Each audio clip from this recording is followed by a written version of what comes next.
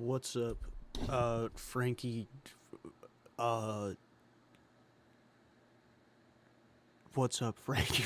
I don't know. I got nothing. I got no goofy intro for you guys. What I do have is a Stratocaster. And what we're gonna do with this Stratocaster is we're gonna practice, because I've been through 4 bands now that have failed, and most of it has been my fault.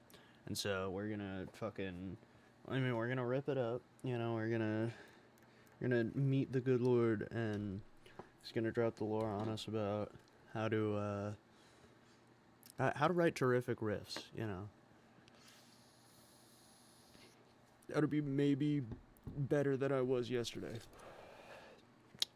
Which I mean, I don't know. I like the only thing I wrote yesterday. I can't make any jokes because this is legitimately a banger. Like,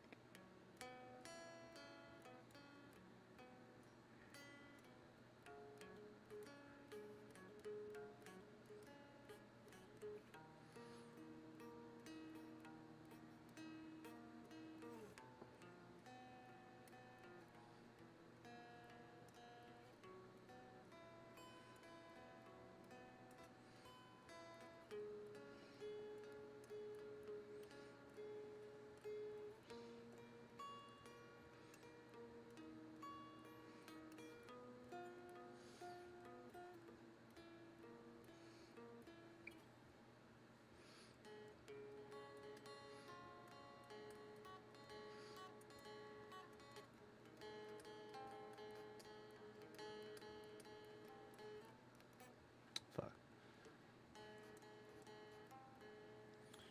Shit. Oh yeah.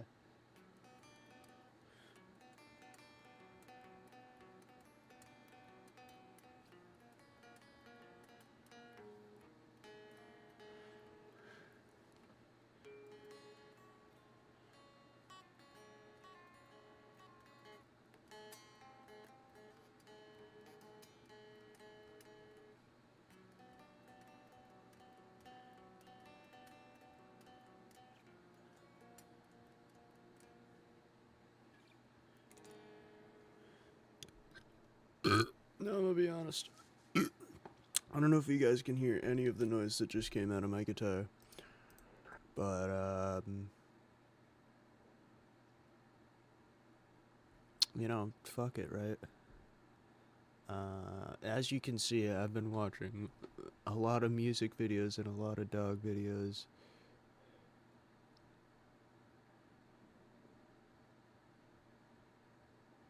Dude, Belgian Malinois are actually, like, so fire, bro.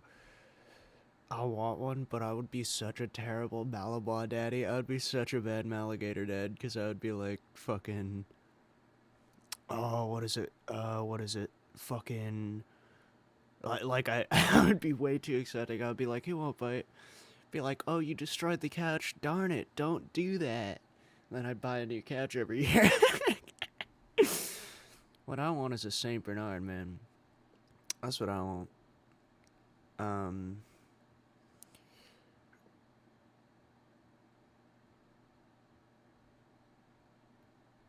yeah, this is all like, I just want something that isn't about Epstein. What do you mean it's not? Well,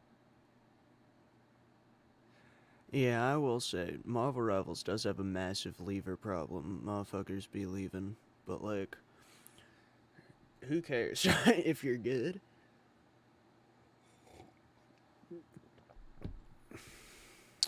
Yeah. I don't know. Fucking. Fuck, man. I gotta be. This might be the cutest thing I've ever seen, honestly. I wanna watch it. Well, we do it, though, so that it's productive. I'm gonna pick a skill that I don't practice a whole lot. The minor skill. What are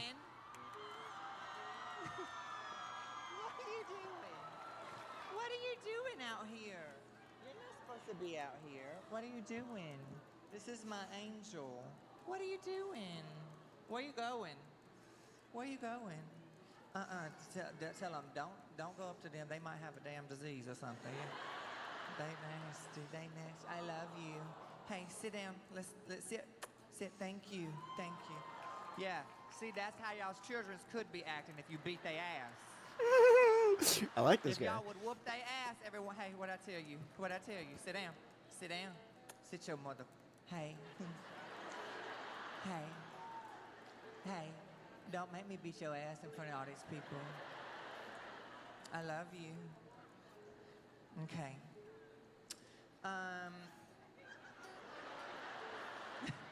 Where you going? Fuck, dude, that is tough. Where you going? I love It's tough because you. I'm doing it wrong. These bitches is nasty, ain't Go, I mean, this guy is so real. This guy is the on. realest I love motherfucker you. I think I've I ever love seen. you. We're about to go home. Go on. Come on. Come on. Come on. Jesus Christ. That is the funny. That is fucking adorable. That's peak. That is peak right there. That is peak, bro. Dude, do we learn about fucking this guy plays guitar. He's we cool. live in a large internet now. Back in the day, when someone big had something going on, you already knew who they were. These days, there's so many influencers who are massive that I've never heard of in my life. I feel like every other day, someone's like, hey, did you hear that Gooner Guy 258 beat his wife?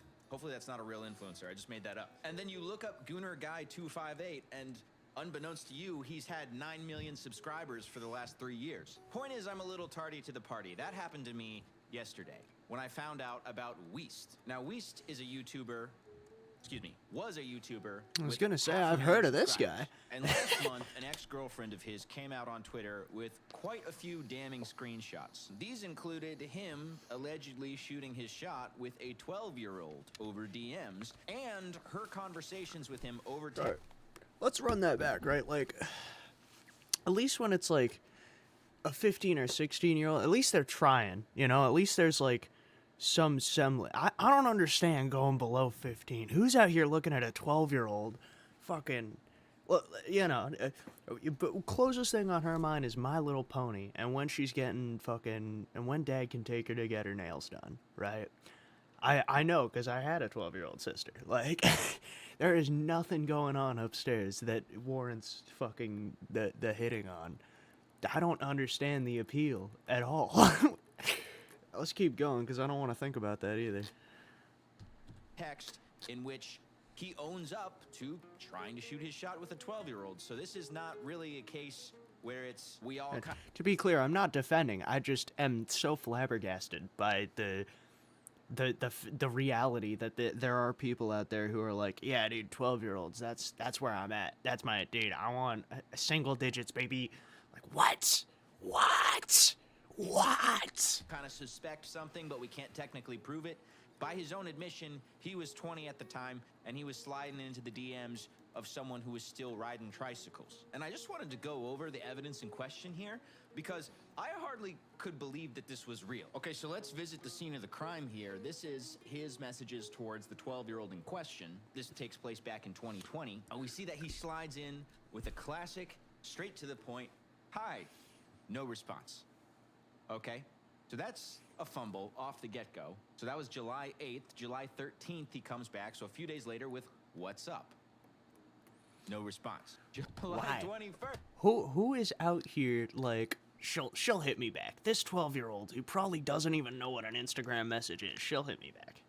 Huh? Hi with the multiple eyes. So he was overconfident with the simple hi in the beginning. Then he decided he'd spice things up a little bit. When that didn't work, my theory is he thought maybe I'm overthinking things.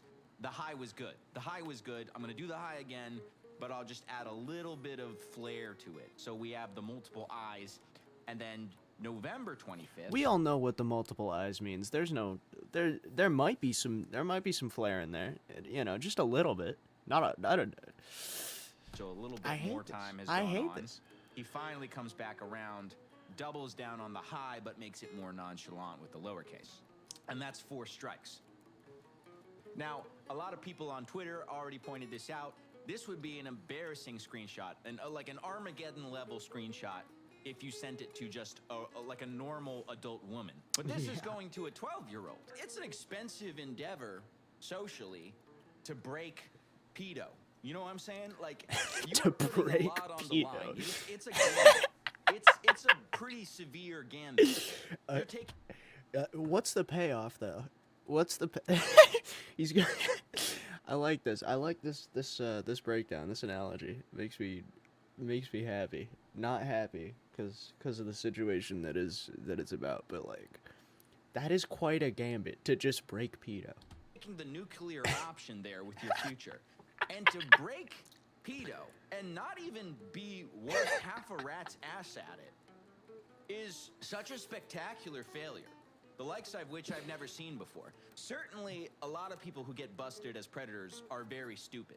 That's certainly true. But most of them can at least get like a text back or something. This is like turning to the dark side of the Force and getting rejected by the Empire. Where the hell do you go from there? I'm also disappointed, and disappointed is kind of a poor choice of words, admittedly, because I'm glad that nothing happened here.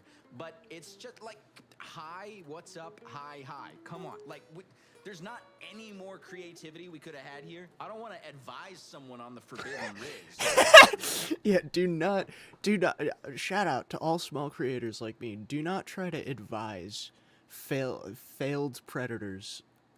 Never mind. This goes without saying. Don't advise Riz ever. The only guy you need to listen to about Riz is the guy who's like retard max. Be so fucking 360 moonwalk around. Don't fucking like.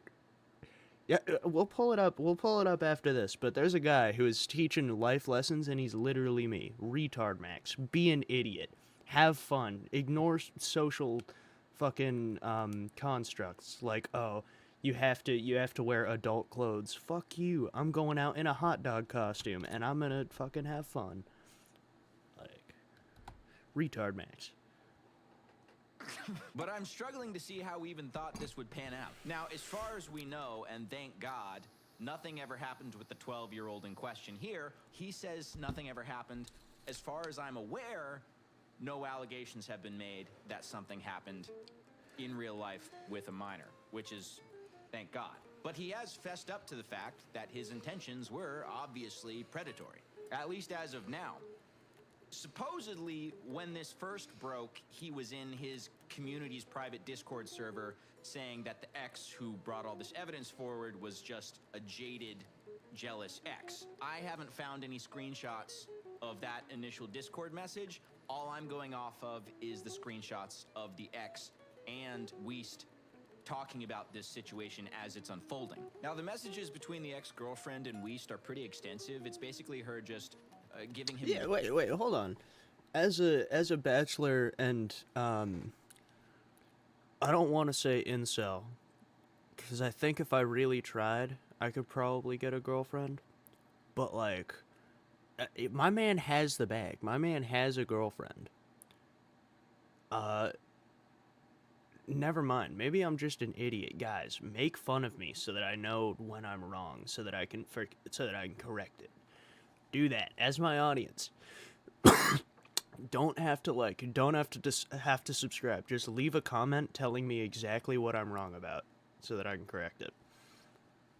Wet and then willies like and and subscribe wedgies after. for like an hour, and him tucking his tail beneath his legs and saying sorry like a lot. A YouTuber by the name of Internet Versus did a whole video kind of breaking down all of them, so I will include that link if you want to get into the nitty-gritty, which is obviously not what I'm trying to do here. But she calls him out over lying about the situation in her Discord server, calling her a jealous ex, blah blah blah. Here she says, delete the message in your server, tell your girlfriend the truth, and get her to shut the fuck up. The actual truth. I didn't dump it on her because I didn't want her to end up as fucked up as I am right now. Delete your message from your server. He obfuscates for a little bit, and then she comes back again a little later. Is the message gone? To which Weast pulls out an absolutely ironclad defense. I love this a lot. Shit. My grandma is dying. She didn't remember my name yesterday, and I just saw her for what I believe is the last time. Which is, I love this defense so much. The humor of it might be a little lost on you because you didn't sit through like an hour of messages between the two of these, but he has time to text back and forth with this chick for... But he Okay, I missed it. This defense so much. The humor of it might be a little lost on you because you didn't sit through like an hour of messages between the two of these, but he has time to text back and forth with this chick for fucking forever, but he doesn't have time to delete the lie he posted on Discord. Honestly, the dying grandma defense is a pretty strong one. I think he should have come out of the gate with this right away. The second the My screenshots grandma's of him dying. messaging I a have to have 12-year-old sex with a popped out, 12-year-old. I would have been, hey guys, well, I wouldn't have done this because I wouldn't message a 12-year-old. But if I had to be his legal Good counselor, save. I would just come out with, you know, my great grandma's dying. Sorry guys, don't really have time to look at this, and then just ignore it for 2 months and hope it goes away. That's If he'd done that, he might still have his channel right now. I do know if I ever get canceled, you'll be seeing that strat from me. Anyway, I'm certainly not the first to cover this. Again, I didn't even know this happened until yesterday, and this all kind of transpired a month ago. I didn't even know this guy was a person until yesterday. Unfortunately, and this is the way a lot of these things go for some reason, this saga of exposing this guy is completely bogged down by auxiliary pointless drama, to the point that on Twitter, the conversation kind of gets eclipsed by the current girlfriend of Weist and the ex-girlfriend who brought forward the accusations, just getting into a giant online shit spewing fest, which I don't understand why people do that. That drags down the whole thing. It makes it about the girlfriends fighting as opposed to the person who actually did some shit. That's very exhausting. I thought I would just make this about not Yeast. What's his name? Weist. I thought I would make this about Weist. I did react to this on live stream the other day, so that is up on my second channel, Sly 2. If you want to take a look at that, you can. I have a content fed coming out. YouTube's been fucking me a lot lately with the limited ads, so I'm giving that one a little time to cook in YouTube's system. Frequently, the last several months, YouTube has manually reviewed my video as I uploaded it, let it go live for 24 hours, and then given it limited ads, which sucks because then, you know, YouTube doesn't show it to as many people. This next content fed may also start a war. So trying to give that one as much May chance start a to war. spread its wings successfully as possible. Uh-oh. Until then, I love you. See you later. Okay, so Weist Live and Weist VODs, and I think he scrubbed these channels. L. Yeah, all that content is gone, and then the main channel has been deleted, I think. So he's out of here. What happened with Weist? Weist is done. Weist is deceased, baby.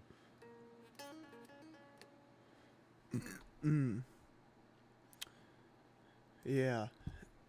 So. Alright. Well, after that, I did like.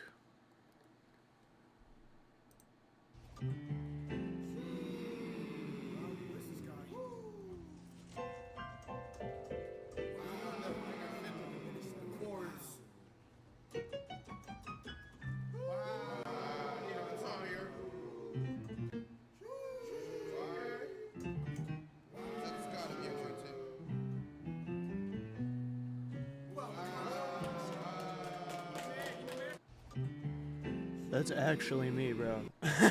I'd be like, fucking.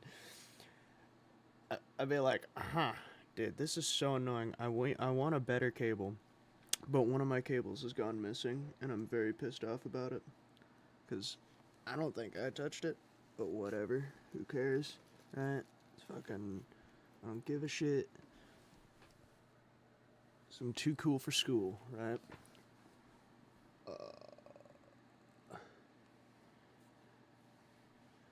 Yeah. What's the next thing I gotta practice? I gotta practice my goddamns.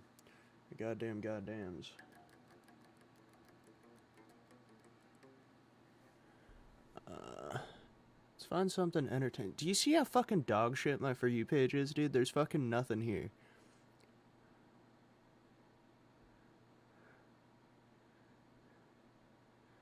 And all of it is like... Yeah, dude, all of it is like awful shit, man. This is not awful shit, but like it's all everything that I don't want to see. It's all everything that makes me so angry. All right, fuck this cable, bro. Fuck this stupid fucking piece of shit, bro.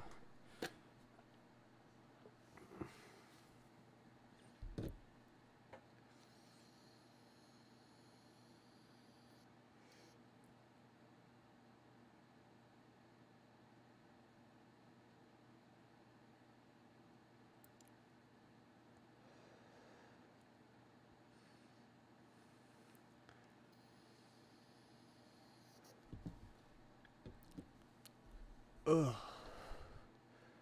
Ugh. Let's check this Welcome out. to my new and then home. If you're a fan of this we're not channel, gonna you and I are stop. going to be spending a lot of quality time here together. Now, I am aware that there's kind of an ominous liminal space behind me right now. The plan is for that to be less bat cavey in the future. Here, I can give you some light. Boom. There we go. I was not originally going to make a video about this, but I've gotten a few messages, and when I do live streams, people will kind of tune in here and there, and I'll get occasional comments asking for an update. So I thought I would go ahead, just put a nice bow on this story, or at least as far as the story has gone so far. I'm, of course, talking about the that I have a beef with, the Adobe Photoshop project that I had a very public beef with. For those who don't know, there was a PDF that continued to get my videos about them taken down off of youtube.com.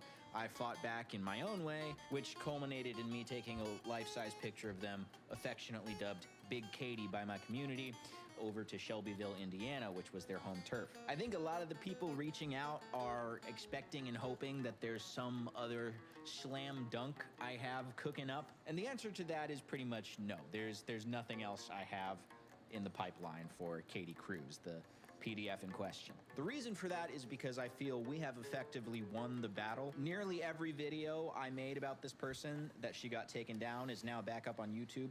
The only one that isn't, unfortunately, is my content fed about her, but even that has been re-uploaded by various other channels, so it's still more or less accessible. We've also pretty much exhausted every avenue we can in terms of pursuing actual law enforcement. Of all the stuff we unearthed, there is currently nothing that law enforcement is willing to use to prosecute this person. I know this because I talked to law enforcement, both here locally in my state of Tennessee after I got certain threats from Katie Cruz, and in Shelbyville itself, where Katie Cruz is based out of. I knew this was probably going to be the case going in, so my primary concern was just raising local awareness about this person to protect the kids of that town and surrounding areas. And I would say that we have probably pretty effectively done that at this point. So if we go on to my video where I went to Shelbyville to talk to people about Katie Cruz, we can see in the demographics that most of the watchers of this are from Indiana itself, which is pretty cool. So if we look at our city demographics here for this video, you can see that somewhere in the range of like 11 out of the top 20 cities who've watched this video all in Indiana. Shelbyville itself, the Predator's hometown, has 1,600 people, give or take, who watched it. And on top of that, mind you, there was a different version of this video that was up for a while where I had to censor a lot more stuff. That video's now been taken down because the original version without the censoring went back up. But if I remember correctly, at the time of that video's release, there were maybe like 2,000 people from Shelbyville, Indiana, who had seen that version of the video. So maybe some people are repeat watchers, I don't know. But I think it's probably fair to say we have somewhere in the range of 3,000 plus people from Shelbyville, Indiana who have seen the video. Shelbyville, Indiana, mind you, has a population of about 20,000. So a pretty solid chunk of the Predator's hometown is now aware about them. As I had promised in a previous video, I also did get in contact with the mother. That conversation went interesting. She effectively said that she did not approve of her child's fixations on children. However, she cared a lot more about Katie Cruz not experiencing harassment online than she did about the actual real-life victims of Katie Cruz. We agreed to disagree. There's another big elephant in the room that I have not addressed publicly yet, and that would be the lawsuit. Yes, I'm being sued. Sort of. Kinda. There was a lawsuit filed against me by that Katie clickbait, bro. Cruz.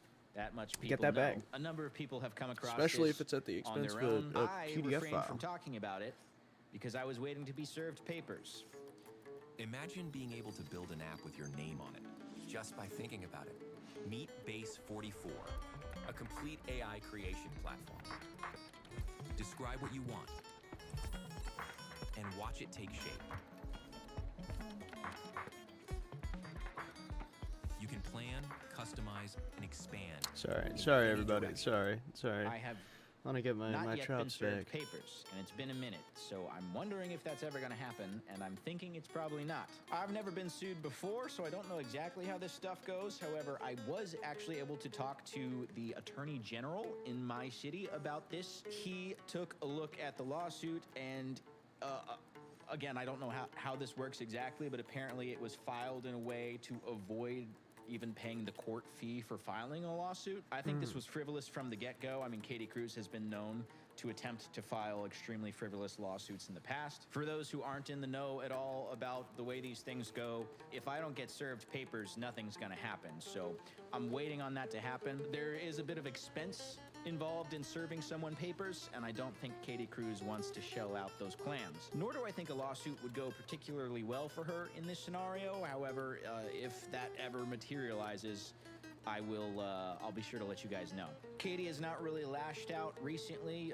I know just on her own servers and blogs and whatnot, she's been rambling a lot about how she's gonna sue me and get a ton of money out of me. She did dox me, or at least she thought she did. She found my address from like 6 years ago. I haven't been anywhere near in a long time, which is bold of her because I've had her address this entire time. I just don't play dirty like that. I won't divulge where I got it from because I don't want people to go and try and find that and then be responsible for someone doing something really aggressive and unhinged. But it Thank wasn't you. something Yeah, if I I'm even fostering the searched community for. that I It was want to be just something fostering, that's a she good move. accidentally revealed out of sheer stupidity. Again, she hasn't really lashed out recently. I think she figured out poking the bear was not very ROI positive for her. But a couple months ago, when this stuff was more heated, we get her posting on the PDF server. I'm gonna laugh when Slyboy contacts my mom and she tells him to go fuck himself. I'm gonna laugh even harder when the judge rules in my favor and Slyboy writes me a large check.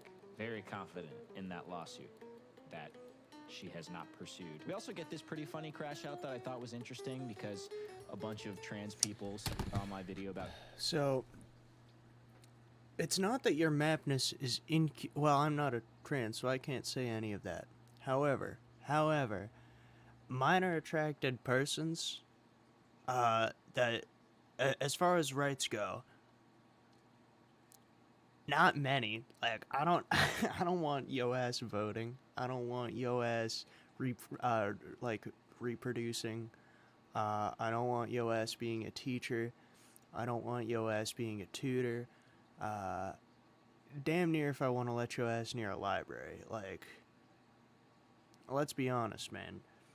Fucking. Oh, I just. Like, I understand wanting to have freedom and stuff, but at the same time, you gotta understand, these are children, my guy. Like, I have a lot of thoughts, and I'm scared to say those thoughts because, again, I'm a fucking antisocial recluse. So this is why I'm, like, asking you guys to help me out and be like, dude, you're wrong. And I'll be like, oh, great, let me fix that. Because, yeah, you know, fucking, this is, and, like, mapness, it's insanity. It's insanity. It's scary. It's scary that we're at a place where being a pedophile is so widely accepted. Like, I really wish that it was as big of a crime against God as it is a crime against the legal system. But it's not, you know? Jeffrey Epstein and all of his pals can just run the system and get away with it. Fucking, we got people out here who can just, like, openly be like, yeah, guys, I like children, and I've been stalking this 12-year-old since she was, like, 8 or 7, and trying to get her mother to be like, yeah, I felt a special connection with your daughter, and I wanna be with her. It's like, dude, go fuck yourself, bro. That's the fucking... Ew, brother, Katie Cruz and all simultaneously shot spitballs at her, but she says, and the worst part, everyone hating on me because I'm a map who is also trans, because my mapness is inconvenient to the trans community. Well, don't fucking blame me. I never said I was trans. I portrayed Katie as a cisgender female for 3 reasons. 1, to throw people off my real identity. Now, why would you need to do that? I wonder. Well, mission not accomplished. 2, so those who read my blog could understand that women are maps too, without being distracted by my being trans. Hell yeah, you go, girl. You break that glass ceiling. so people wouldn't target the trans community because my intersectionality is inconvenient to them. But all you antis doxed me, you don't get to bitch about my intersectionality being inconvenient. You all wanted to expose me, well, you got all of me. And I will apologize for neither my orientation nor my gender. In the words of ICP, if you don't like me, you can fuck off. Anyway, I think that's about it. I think I covered pretty much all the questions that people will message me with or will tune into my live stream with. Just thought I'd kind of put a bow on this for the time being. You know, I'd love to see Katie Cruz get prosecuted, but that's just not a realistic option right now. The thing that bothers me is that for that to happen, it may involve a crime being committed, which really sucks because we know the intentionality is there right now. The intention to do evil is there right now if they could only get away with it. So I'm hoping that it doesn't come to something actually happening. If there were a way to get this person caught up in law enforcement, I would love to help in that venture, but currently at this time, the world is kind of at a stalemate with this public menace. Anyway, me and my liminal space, we'll see you very soon. Take care. W Mans, chat. Can we talk about what a W Mans this is? The Mizkif hate video. So, yeah, I saw that, fucking, what's her name? Maru got fucking, arrested.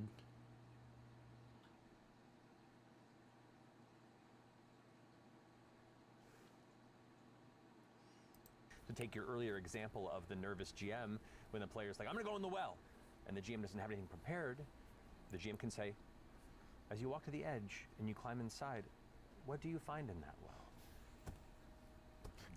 They open the door to that and then empower the player to either be a little shit and go, I find all the gold in the world in a purple sword. And you can be like, and as the daydream fades, you stand there with music in your hand and an empty well. You know, punish them for overreach, but start teaching them that they can contribute to this narrative too. I love that. I feel like that is a definitive. Genius, dude. I love, man. I be loving, I love this. That's a really good question.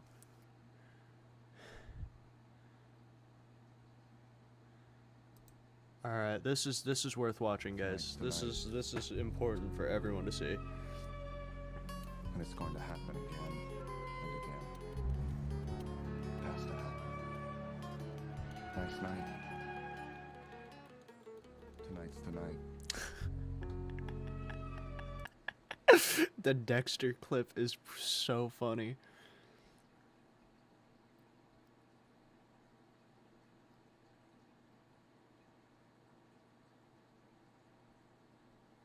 Sorry, guys. This sucks. God damn it.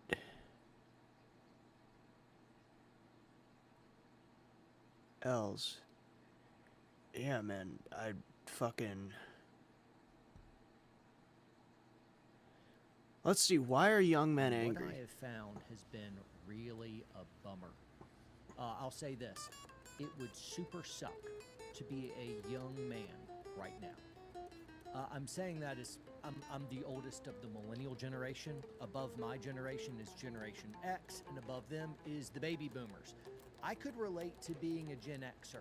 I could even relate to the boomers and to the builders at some point.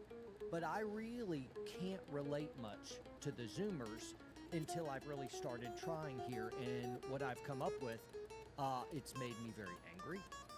And it's kind of made me despair a bit. And I don't want... I think there is actually hope. There is a way out for a lot of young men. But I guess in this video, what I'm trying to do is wrestle with my what my mind is seeing and what my heart is feeling regarding a Gen Z guy. I think the average young man who's a Gen Z, that's ages like 13 years old to 28 years old, what they're feeling is a very, very deep-seated anger and despair against all of our institutions of power, all the rampant corruption, all the gross overspending which has bankrupted the American dollar, not bankrupted, I'm speaking in angry hyperbole here, has really devastated the economic power through inflation and through taxes, such that, I mean, runaway student loans, and inaccessibility for housing. Just on the point of student loans, as someone who went to college and watched a college get like an unfathomably sized grant, and hearing students actively speaking out, like in places about things that they have issues with that are very cheap fixes, and watching nothing happen, like, I don't understand why college is so expensive, because they don't fucking do anything with the money. And according, like, now working at a college, like, my bosses will be like, yeah, man, if the teachers, they get a loan, or they spend, like, it's really weird, but the teachers can game the system to make it more expensive for the college and get a fatter paycheck, or they can actively not spend money and then pocket it, I think. I would have to go back through and redo it, but, like, college should not be, there is zero reason that college should be as expensive as it is. It is ridiculous. It's super annoying. Sorry. It's not that all the Gen Z guys need to just pull themselves up by their bootstraps, try harder, suck it up, buttercup. Yeah, there are some of those who are just lazy and they're wasting their entire lives online or video games or something. There's others that are out there who have 2 jobs and they're saying, hey, whereas this would have made ends meet for your generation, John, and before your generation, the economics don't work for me anymore, and it feels like a trap and there's no way out. Looking at the economics, you're absolutely right. You're right. And so I get that. And so this resonative, that super sucks. It doesn't change the way out of, like, all right, through innovation, discipline, hard work, all those adages, all those principles still hold true. But I guess I just wanted to pause a moment and see the young man where they're at, in that economically it is harder now than it was for me when I was the same age. Guys, quick interruption. Aura is our channel sponsor, and Aura, I've used them for years. It helps me, like VPN, identity theft protection, antivirus, all that stuff. But one amazing feature is it keeps companies that are making billions of dollars off you and I by taking our information and selling it over and over. It helps cut all that down. This is a picture of a redacted report. All this information about somebody like you or me, but instead now it looks like a classified document released to the public by the DOJ. Guys, you can go to aura.com/WPS. That's aura.com/WPS to enroll. 2 free-week trial. Give it a shot. I think you will enjoy it. Again, I've been using them for years.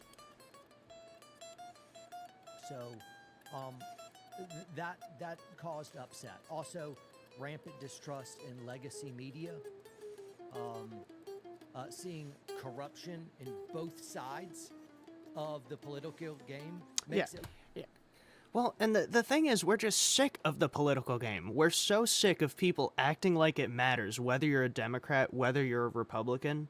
Like, we're so sick of people acting like it matters, at, like, upholding the standard of the American dream from the 50s. Like, that dream is dead. It is dead and gone. And you guys want to keep the system the way it is, and you want to pretend that there aren't problems, and you want to pretend that giving some of your billions and billions of dollars that you have back into the country, you want to pretend that there's another way. There isn't another way. You guys are just going to have to suck it up, give us a little bit of money, and solve your problem. Again, tell me if I'm wrong, please. I'm a fucking idiot, and I'm angry. Was doing so Like well a the whole couple of house weeks is ago, rigged, man. And prior generations holding all the power will hold on to all wealth and all power, clutching it in their arthritic fingers until they finally go to the grave, bankrupting your future. And there's nothing that you can do about it. That's the feeling. And, ultimately they can't live forever. They are actually dying out, and wealth and power is transferring to Generation X and the millennial generation. That's me. And you Zoomers are right behind us, and you're getting in the game too, but you're really barred entry. What I hope will happen is that Gen Z and the millennials, that's us, like big older brothers, will be able to partner together, and even Gen X as well, of like, we got Gen X now in the White House, J.D. Vance is vice president of of the United States of America. That's a Gen Xer. And so that's the way out. But I think it starts with a little bit of understanding, and I wanted to go first. I wanted to apologize. It's easy to stand at a distance, hear some of the complaints, and not really feel it, and to judge it. And I think Gen Z judges all us too. In the comments, whenever you're misunderstood, or you hear anyone older than you say anything you don't like, you're like, okay, boomer. And I didn't know what that was. I'm like, you missed me by 2 generations. 2 generations. And really, no, it's like boomer ideology. Means like you don't understand us and you're not even trying to. Well, I have been trying to understand. And the economic thing is a real thing. That is very upsetting. But the other thing that I really see that is extremely upsetting is the dating situation. I found a really, really great girl, and I married her. And my experience of 19 years of marriage lets me know that marriage is like the best thing ever. I'd trade everything I have for this girl who is amazing. And I can say that and stand forth and be like, marriage is amazing. And then meanwhile, you've been responding for a very long time, but I've really just started to put myself in your shoes when you're saying, yeah, those girls aren't there. I'm like, yeah, right, they're there. Well, yeah, maybe they are, but they're so ridiculously few now. There's this hypergamy gap, that's what I've discovered. And so you Zoomers who are watching in, you already know this, and everyone else that's an older generation, this is a new idea. But the whole idea is through online dating, which comprises almost how everyone is meeting today. And in my day, we were meeting out in real public life. And y'all are meeting primarily online. And on these dating apps and whatnot, and all these different places, a gal that's like a 5 or a 6 is going after the 9s and 10s. And they're hooking up and shacking up.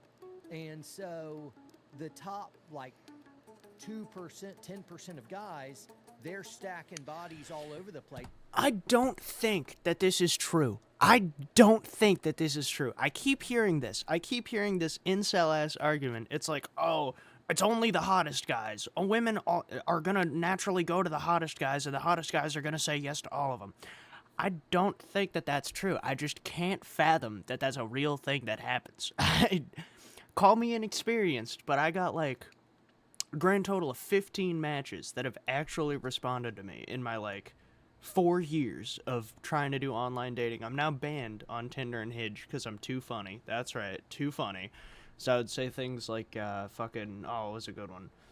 Be like, I want to play guitar at you in my... Like just quirky shit, cause I'm me, and I think that shit's funny, dude. I think it's so funny to be like, hey, so I'm gonna kidnap you, and then we're gonna go to Olive Garden, and then I'm gonna play guitar at you in my basement.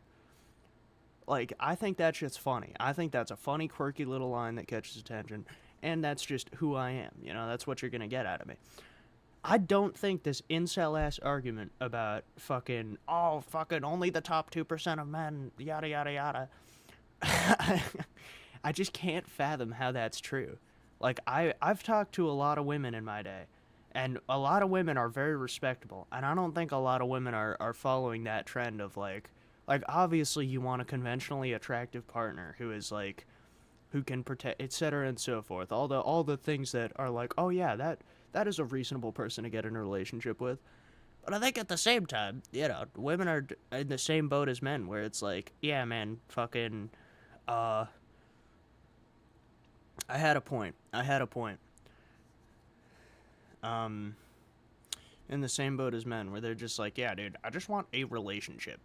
That would be so fire. Like, this guy seems to check all my boxes. The other thing is, I'm pretty sure that Tinder and Hinge work so that you have to buy the fucking premium thing, which is so fucking stupid. Like, shut the fuck up. So, after getting banned on... Oh, that doesn't matter. Yeah, I don't understand. I think that universally, the country is smarter, and our generation is smarter and cares more than to let such an incel-ass dogshit situation take place. I don't think that this is true. and the girls are running after them. But if you're a dude that's just like a 4 or a 6, you are completely invisible to girls until you have some kind of great wealth or something to offer that would allow you to be seen. You feel invisible, discarded, and So that, I think, has been a thing. I think that's been a thing that you have to bring something to the table. That being said, regardless of who you are, you have to bring something to the table. Like, being a guy, I think I would be perfectly satisfied having a wife who loves me, and treats me the way I want to be treated. Like, that is maybe treats me the way I want to be treated, and cares, like has a deep-seated care and a drive to want to get shit done, no matter what the shit is, but the want to get shit done. That would be all that I need on my table. And then obviously I would bring in, if like, I would be bringing in my income if they want to work, totally have to, but I don't want them to have to work if they don't want to. Like, I think that's not a ridiculous thing to say, yes, I'm gonna bring something to the table. Because if you're like a gooner who sits in his room all day, doesn't make any money, lives off of fucking, like, lives at home with mom and dad, I don't think that a lot of women are gonna be like, yes, that is who I want to spend my life with. But if you're a guy who works 8 hours a day, comes home, can pay for food, can pay for the house, and can provide for the family, and then come home and be relaxed, have, like, I don't want to say have a dinner made, because I'm not sure if that sounds misogynistic or not. I'm very scared, but, like, I feel like that's reasonable. To be like, I just went out and worked my ass off. I'm going to come home. I'm going to sit on the couch. I'm going to drink beer and watch TV, and I'm not going to talk. Or real, like, is that an unreasonable thing? Is that an unfathomably unrealistic thing? To be like, yes, I want to work and come home to my loving, doting wife so that she can dote on me and care for, that sounds fucked up, but hopefully my point is coming across. That if you go to work and then you come home, if your wife is a good wife, she will understand, yes, this guy just worked so that we can live in a house, we can eat, we can take care of our kids if we have them, take care of our dog, you know. I feel like the law of equivalent exchange is pretty reasonable there. I don't understand. And there's this I don't get it. category, incel, involuntary celibate, that Which- is basically you're unseen, and you're robbed of that affection. And meanwhile, even if you can get a gal, they've stacked a whole bunch of bodies. They're basically online prostitutes, because holy smokes, it seems like that. Very upsetting for me. Respectfully, get that bag, right? So this is probably why I got banned on Tinder and Hinge, because OnlyFans would hit me. They would be like, hey, buy my OnlyFans, and they would send me nudes and all this, and I'd be like, no, I'm not buying your OnlyFans. And they would, for like weeks, it would be back and forth, buy my OnlyFans, send me a nude, buy my OnlyFans. No, I'm not buying your OnlyFans. It would be like that for weeks, and then eventually they would get sick and stop responding.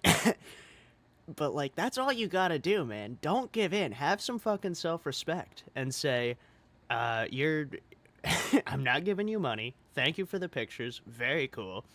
Have self-respect. You don't need a woman that bad. I was gonna say you don't need a woman, but I need a woman.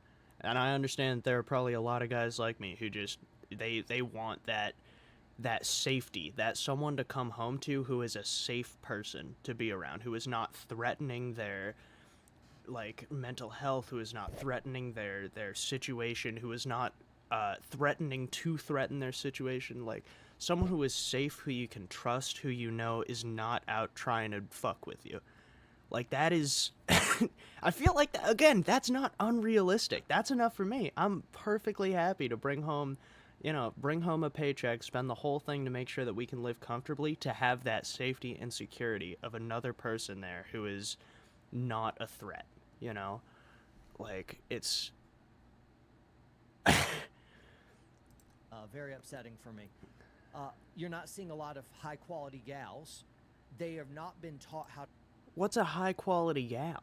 to Okay, respect this is a little bit husbands. annoying. Men have been taught How to love respect wives. husbands. how to pour out your life for them, but a gal has not really been taught how to respect a man and to look for him to leadership. And feminism has really torpedoed the young female mind, and what has happened is this huge generational rift that has never happened any other time as far as I can tell.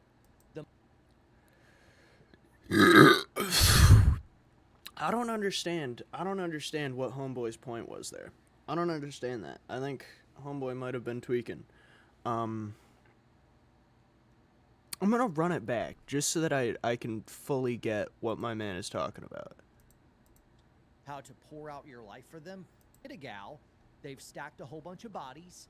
They're basically online prostitutes because, holy smokes, it seems like that. Very upsetting for me. Very upsetting for me. You're not seeing a lot of high quality gals. Yeah, that's a little bit fucked up. High quality gals. I mean, I get the mentality, right? I totally understand. Like, if you're with a girl and she's still, like, especially if you've asked her to stop or made it clear you're not a fan, and she's still posting, like, bikini pictures on her Instagram every single day and all that, like, I understand being upset about that. But does that necessarily make her a low-quality gal? And this stacked a whole bunch of bodies. Who the fuck cares, man? Who gives a shit? Who gives a shit if it took you 25 people, or if you had 25 one-night stands and you were like, wow, that was fun? You know, who gives a fuck, right? Like, I've done that. I've been there, done that, and I fucked up. I was a really, really terrible person in high school going into my first year of college. And I've worked really hard to change that. But, like, it's it's unfathomable to me that this can be that hot button of an issue, the number of bodies. Like, who gives a fuck, bro? Like, I totally get that if you're a guy and you're like, oh, I've slept with 1,000 women, and you're gonna get endeared for that because guys are pussies, guys are bitches, guys are losers. But if you're a woman and you're gonna be like, well, I'm not a woman, so I can't speak on that. I don't know, man. This is a little disheartening. Like, I understand he's from a different generation, so he's seeing things in a different way. But, like,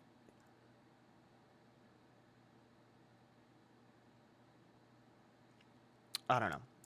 I got opinions. Bottom line, let's keep going. They have not been taught how to respect husbands.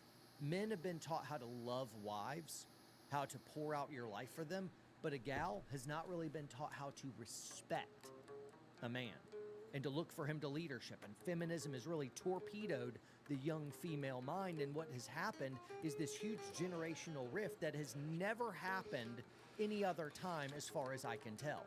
The millennials, the males and females were kind of similar within our generation. Same with the boomers and same with the builders and the silent generation and all that.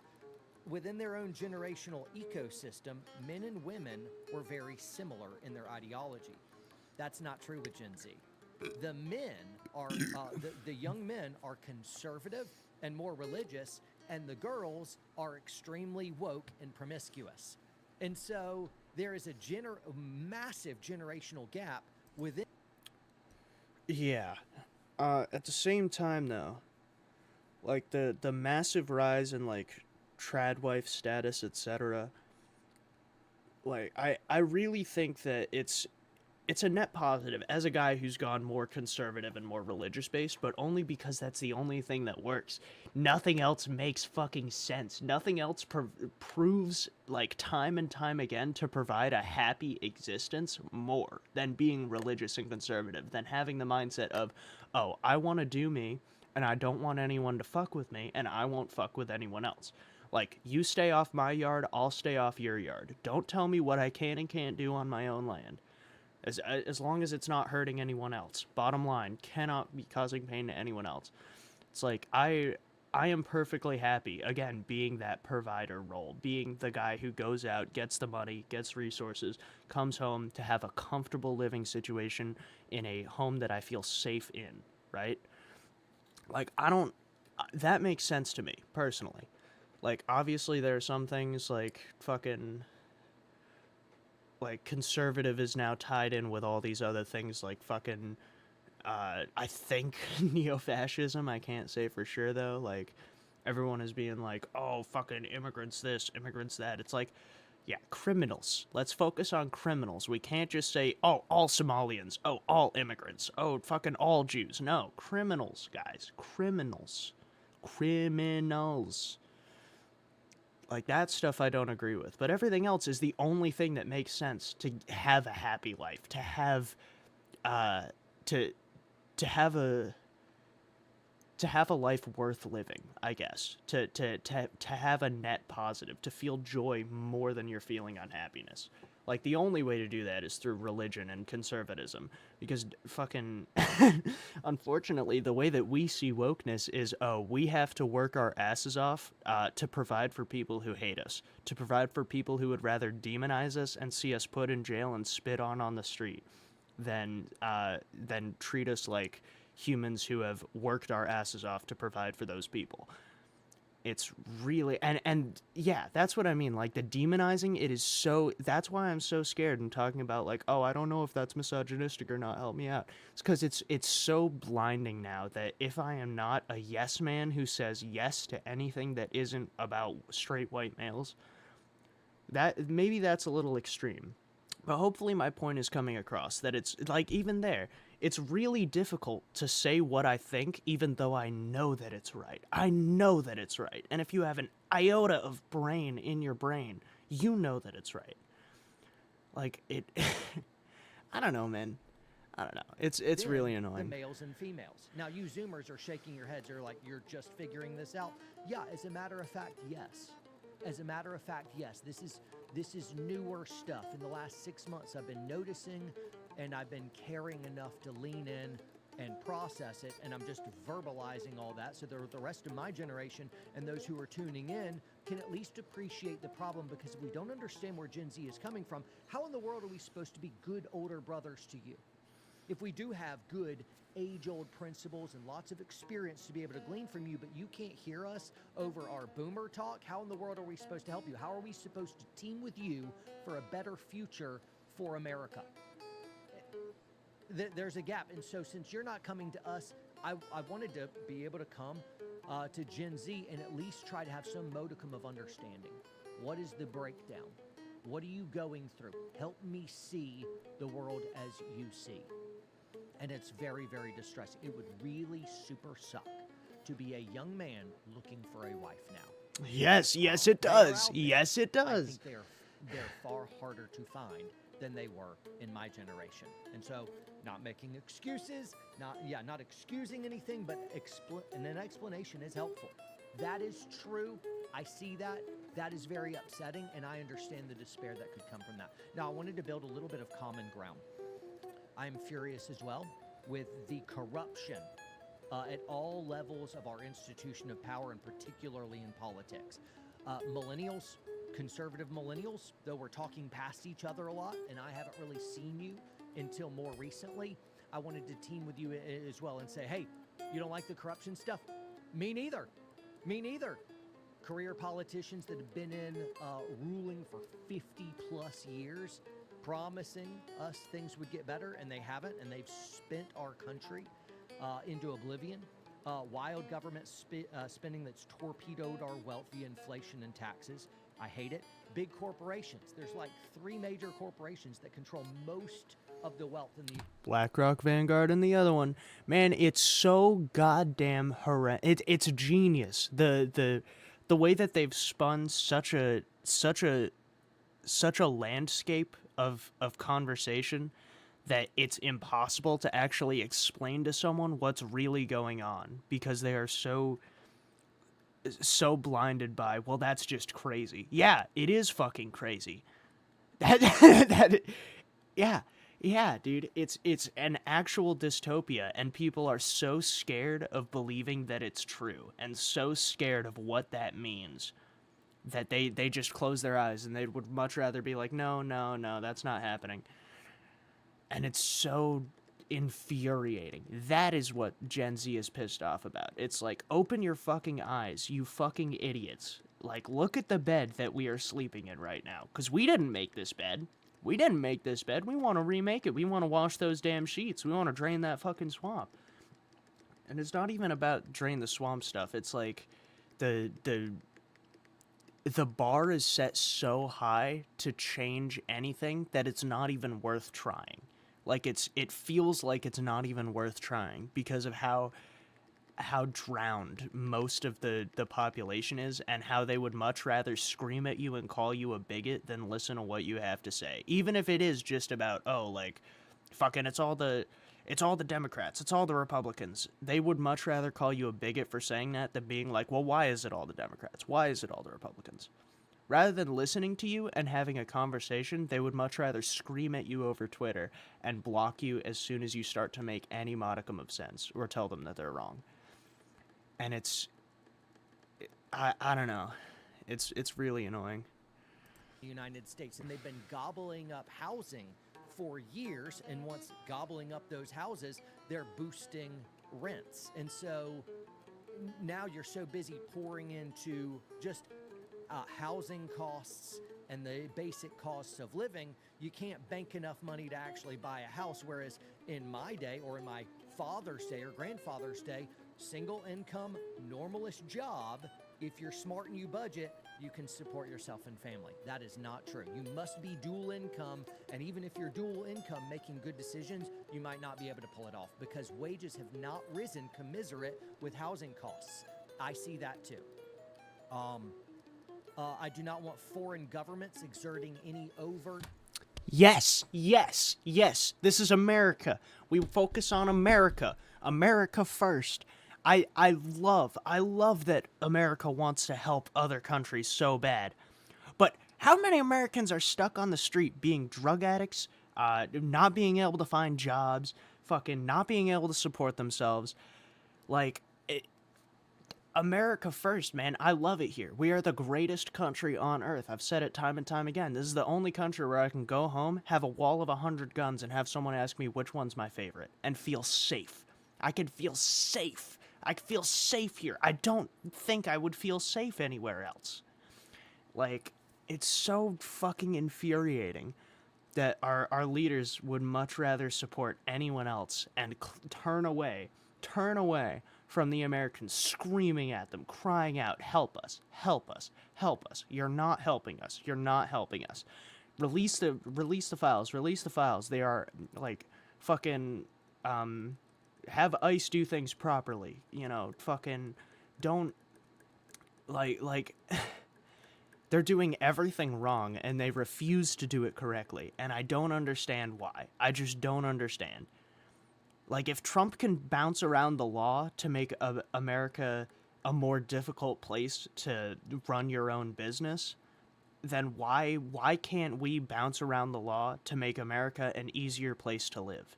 I don't understand the old guard gatekeeping happiness. It's so infuriating. Or covert control over my country, whether that's Israel or whether that's any other country. I don't want it. I want it to stop. I want America to be able to look after American interests, and we revive the American dream, the land of opportunity for all. That's what I would like. Yeah, and once America is safe, once we have that closed ground, then yes, we're the richest country on earth. Give some of that wealth away. Play hero. But play hero once America is safe. Once America is truly a bastion of freedom, a bastion of opportunity, then make it the superheroes that come in and save you and maybe get some oil out of it. But who cares about that? Because we're saving people and our country is happy, right? It's that easy. No one's going to care if you're being corrupt as long as your people are happy. Keep your people happy, and they're and you know, it's that old saying, happy wife, happy life. Happy spouse, happy house is what I like better. But it's, you know, keep your people good and happy, and they're not going to open the hood. The reason we opened the hood is because we are unhappy, and we see that, hey, this isn't fucking right. This doesn't make any sense. And they want to close their eyes and pretend that it's not happening. It's so fucking annoying. So no foreign coercion at any level of our government or any of our institutions of power. I also don't want any foreign wars. I have a son now that wants to join the military one day. And when he comes of age, and it is happening fast, I don't want him participating in any unnecessary and stupid wars. That's what I would like. I don't want to play police state around the globe. I was a veteran of foreign wars. I was a GWAT veteran with the 75th Ranger Regiment. I don't want unnecessary foreign wars. I want closed borders. I don't want policing of any kind of speech, so I want complete freedom of speech. Thank you. Like, this is something I've said, like, in private circles throughout. I think you should be able to say whatever the hell you want to say. However, I think you should have to face the social consequences of what's being said. Like, you can be racist, but if you're going to be racist, you better believe people are going to call you a racist. You shouldn't be jailed for being a hate crime is different. Assaulting someone is much different.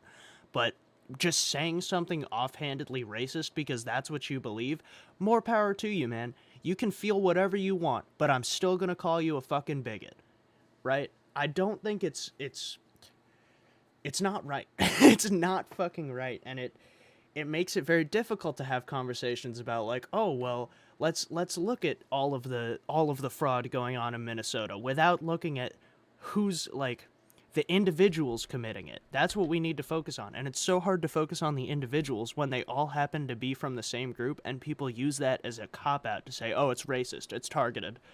It's not targeted. It's prosecution. Fucking God. Without any type of censorship or putting thumb on the scales by big tech. I want our kids protected.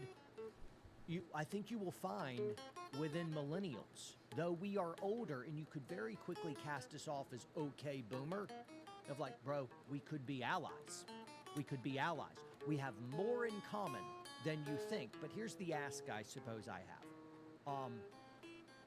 I think given your vitriol, your upset, it'd be easy to look at any older brother like me, see a point of disagreement, or you'd be like, John thinks this. Yeah, John's a dispensationalist. And by the way, I'm not a dispensationalist. I don't understand why you'd spit on me if I was. What if I was, and I'm not, but what if I was and I was just mistaken? You know, of like, Thank you! Yes, finally! No one is allowed to be wrong anymore. No one's allowed to be wrong. And it makes it very difficult, and that's why people are blocking you and not calling, like, they would much rather block you and be deaf than listen to you and be wrong. But here's the secret to being wrong, folks. You're only wrong until you're right? You're only wrong until someone tells you, hey, you're wrong. And then as soon as that happens, congratulations, you're smarter. Congratulations, your brain is bigger, and congratulations, you're not wrong anymore. It's such... It cannot be demonized to be wrong. We should encourage being wrong. Because if you're wrong, you're only wrong until you're not. Like... It's... I wish that I had the ability to tell someone that they were wrong and not have them blow it up immediately at me. But, like, it's very difficult to tell someone they're wrong without them taking it personally. Like, it's fine to be wrong, man. It's okay. It's really annoying.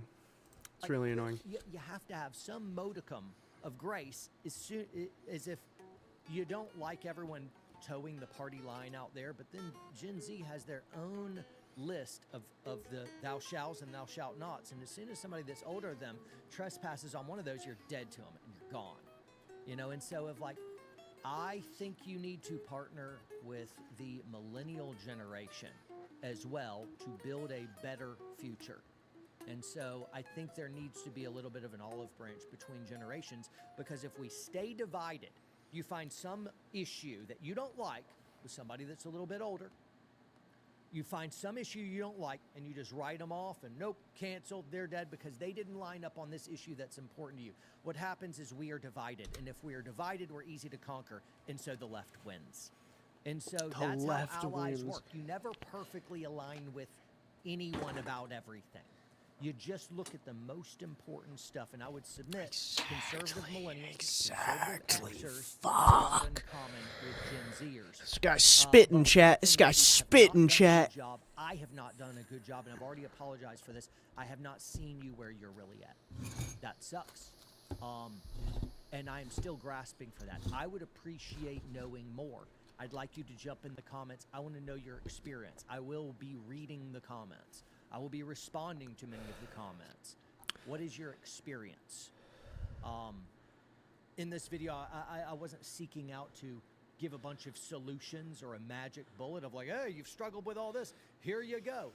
It's really just me processing where you're at and extending a bit of an olive branch to you, right? Thank you. And so, Thank you, sir. Feel like I've arrived at a party.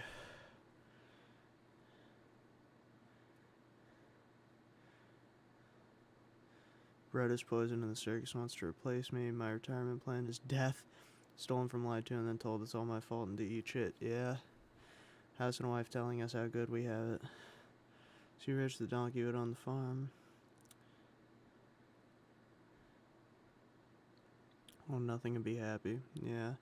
Bread is moldy, circus is boring, the coin is clipped. College to be a cop, then BLM kicked off, joining USAF to get experience, COVID ruined that, got a bachelor's degree in manufacturing, AI's taking desk jobs, where are we supposed to get ahead, how's it for it? Yeah.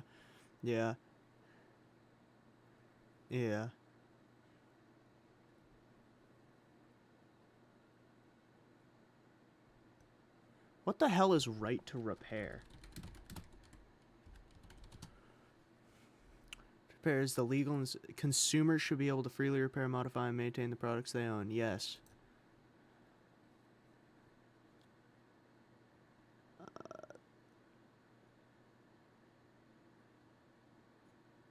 Yeah. Yes, it does.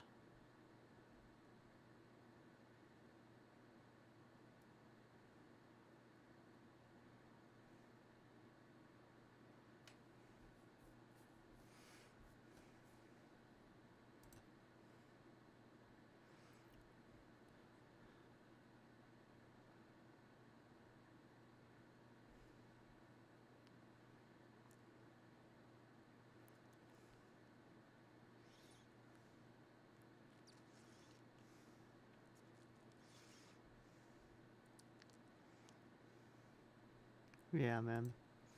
That's fucked.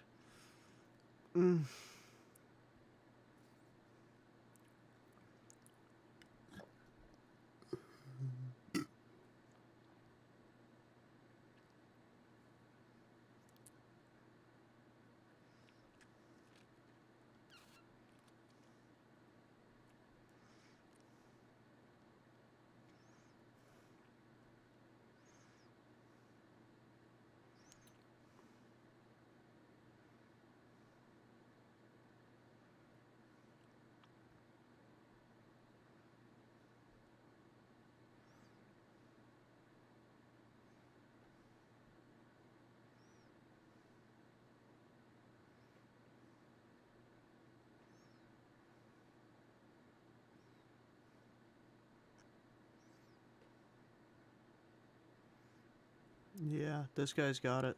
Except I don't think it would require an immense amount of violence. I think it would require an immense amount of understanding. And people don't want to understand because then it means that they're wrong. And again, they would much rather block you and be wrong than listen and be right. This is so sad. I used to play hard to get, now they play hard to want. I don't...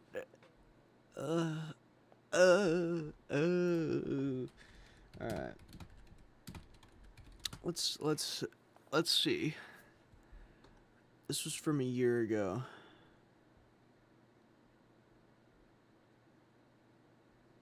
Does Gen Z suck at friendship? Guys, am I a bad friend? Tell me in the comments. Am I a bad friend?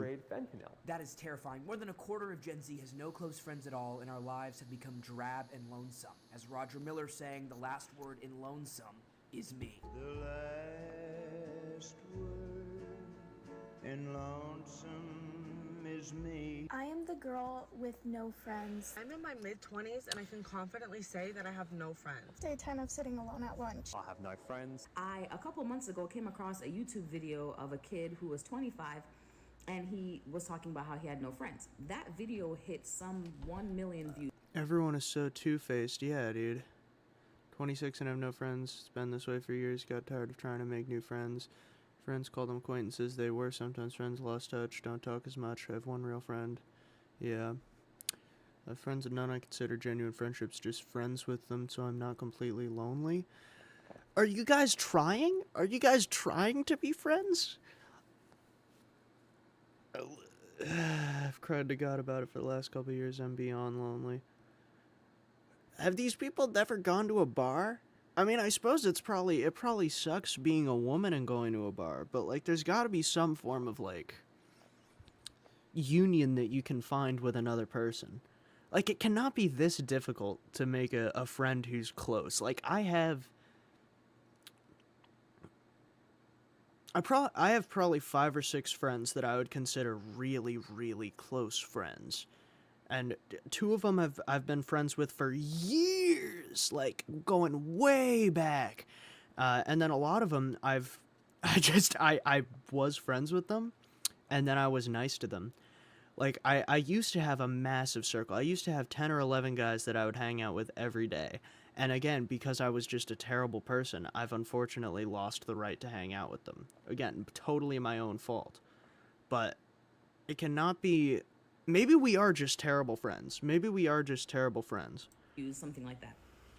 And the comments, there were thousands of people in the comments that were like, oh, I'm 25 or younger and I also have no friends. Oddly enough, I was so heartbroken by seeing that I was like, wait a minute, what if I made a Facebook group and dropped the link in this YouTube video? What would happen? Would all the lonely people like get together in a group and not be lonely? That Facebook group now has 500 people in it.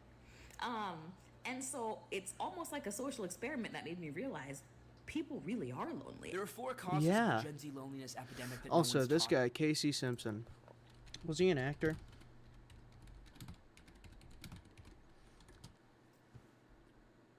Yeah. Los Angeles. Yeah, I fucking knew it. I fucking knew it. I just fucking knew it. I knew I had seen this guy before. This guy's goated. W actor. He has. Let me show you the greatest picture my man ever has.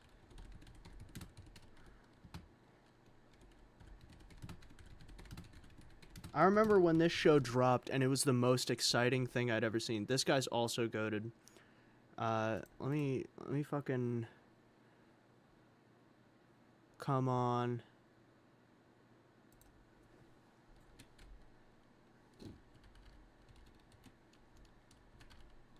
Maybe it's swag. There was a fucking picture of him with pants that went literally down to the ground because he was the coolest kid in school.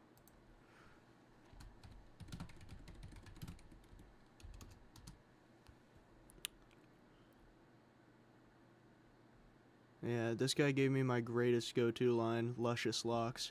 I say that shit all the time. I don't fucking know where it is. God damn it.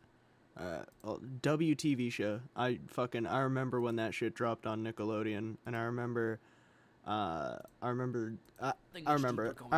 love it. We don't need each other anymore. When you're extremely poor, like in the favelas of Brazil, you rely on other people all the time for work, for community, for food. But once a country becomes wealthier, industrialization can allow you the possibility to live on your own, to DoorDash your food and work on Zoom. Friendship is no longer something that occurs out of life and death necessity, but it's now something you can choose. We've reached the point where people become friends not because...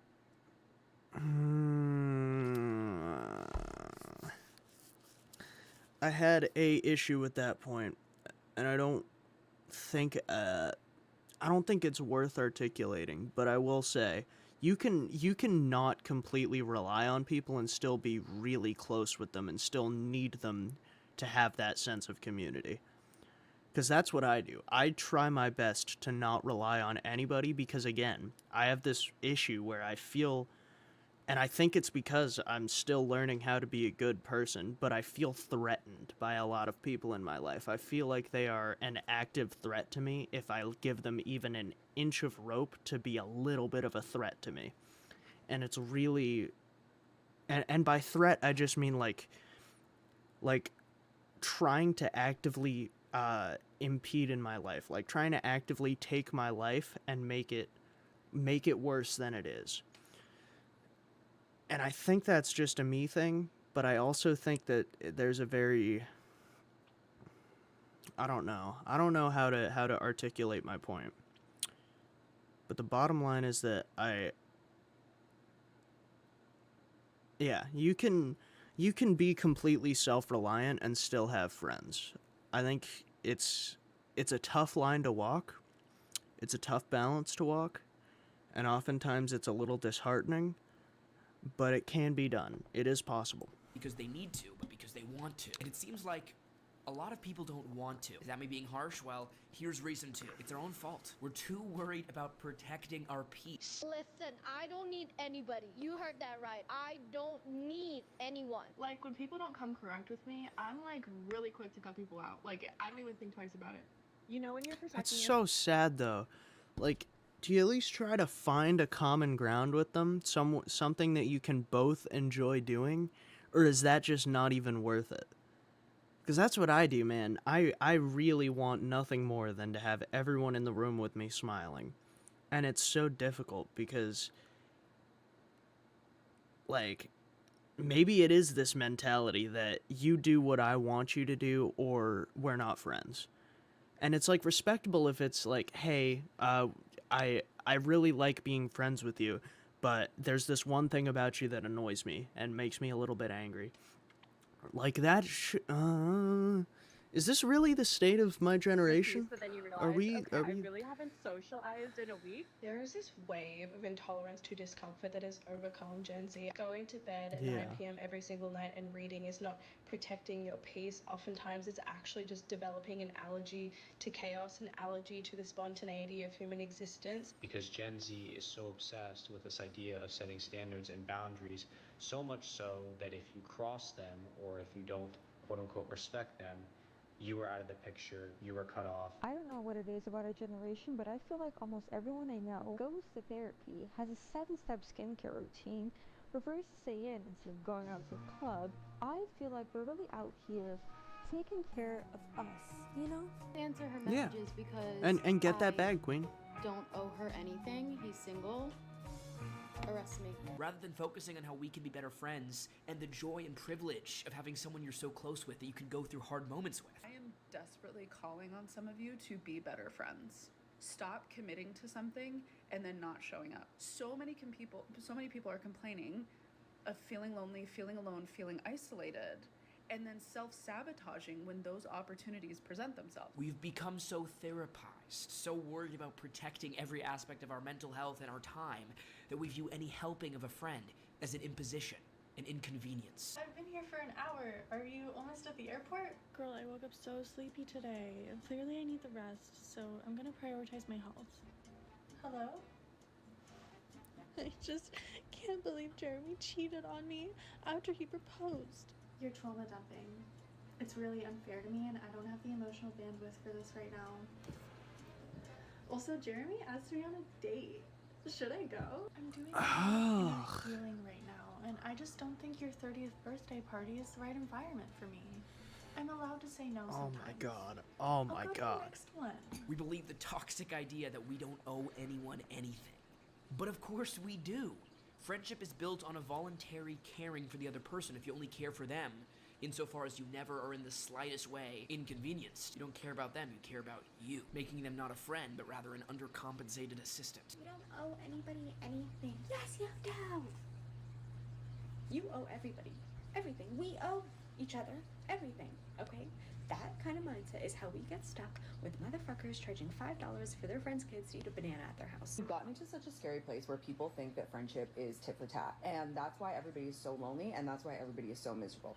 Everybody wants a village and no one wants to be a villager. And there's a direct correlation between not showing up for your friends and being miserable. If you constantly don't show up for your friends, they will stop showing up for you and then you will be lonely. We have over-therapized ourselves into a society where we feel it's okay to cancel on our friends last minute because we have social anxiety or we need to set a boundary, we need to protect our peace. Well, you've protected your peace into having no friends. But the truth is, showing up for your friends is oftentimes inconvenient. It is going to inconvenience you. You are going to often have to spend money that you didn't think you were going to spend. You are going to have to spend time that you didn't think you were going to spend. Having boundaries does not exempt you from showing up for a friend. And what showing up for a friend does not look like, it's going somewhere and then complaining about being there the entire time. It's better you didn't show up, because you know what you didn't act like in that moment? You didn't act like a friend. Personally, I don't even like the phrase "I'm being inconvenienced by my friends" because if we're friends, I shouldn't even see it as an inconvenience, but a privilege to be. Let me give you an example. All right, fucking. There's got to be a good one around here that I'm not the center of.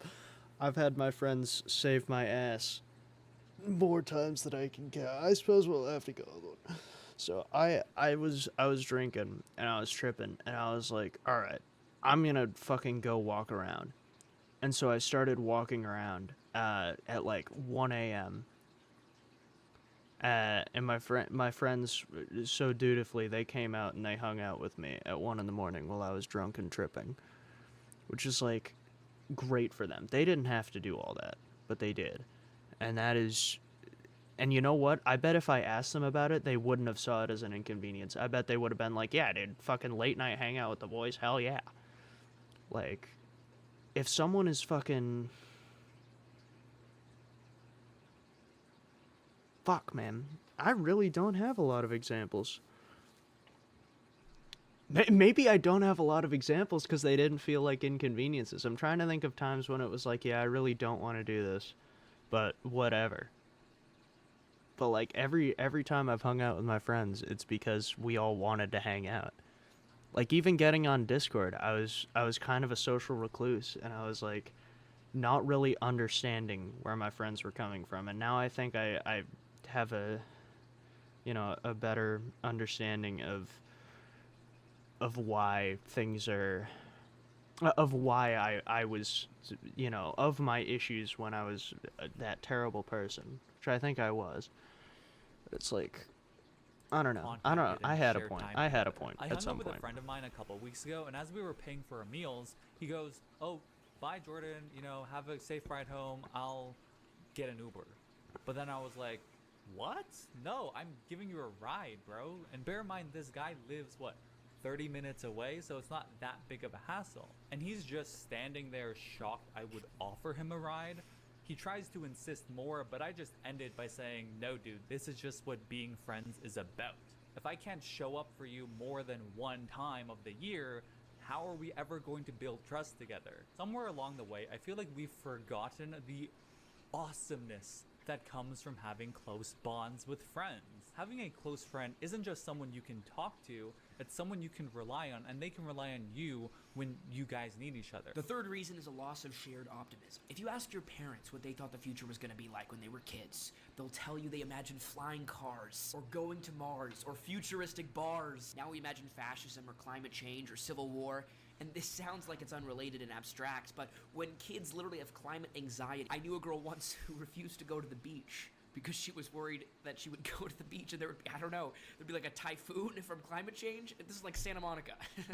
There'd be climate change would get her if she went to the beach. So when kids have climate anxiety, or they're worried about getting shot in school, or feel nervous to say out loud what they really believe, the downstream effect is seeing the world through a more hostile lens. And who makes up the world but other people? And then this less rosy view of the future will contribute to a sense of nihilism and impotence. If you think the world is going to hell by a bell, downstream from that, you'll be less motivated to engage more with the world that's full of all this wickedness. And the final reason is the abolition of man. That being said, I have a fairly depressing view of the world, but at the same time, let me show you why this world is worth living in, okay? Check this out. Check this out, okay? Look at this. Look at this is how fucking amazing our world is. Certified good boy. Certified good fucking boy. This is I mean, look at this. Look at this. Father tries to touch his pregnant wife's belly, but their dog won't let him, thinking it might hurt the baby. When the baby is born, the father jokingly pretends to punch the baby, but the dog steps in to protect him. Because he loves the baby so much, he doesn't let anyone come close. Even when the mother tries to take the toys from him. Oh my god. This right here. This is all that I want. This is all that I want out of life. This is what makes life worth living for me. Is that interaction, that having a dog, having a wife, having a son or a daughter, and having like just being able to foster such a relationship, like, once you find, like, music is awesome. Music I see as my way to get there. Music I also see as my safe haven. You know, I know that I'm gonna be safe, and I know that I'm gonna be happier getting off of my drums, putting my guitar down, and a lot of times I'll think, I want to get off of my drums, and you know what happens? I'll keep playing, because I just can't, like, I know that nothing waits for me outside of my drum set. I know that right now I don't have a wife, but I will. I will have a wife, and I will have a dog, and he will be the best boy, and he will be named Herschel, or Getty, or something. Maybe Stevie, I don't know. Maybe Gene. But, like, that right there, that is what makes life worth living for me. And I think a lot of people have lost that the world is a dark place. Humans make it a dark place, but you know what is not a dark place? You know what is not a dark place? Community. And being in a community that you enjoy being in, man. Like cats too. I have my cat Leon, and he is the man. You guys have seen him on stream. I love him so much. Man.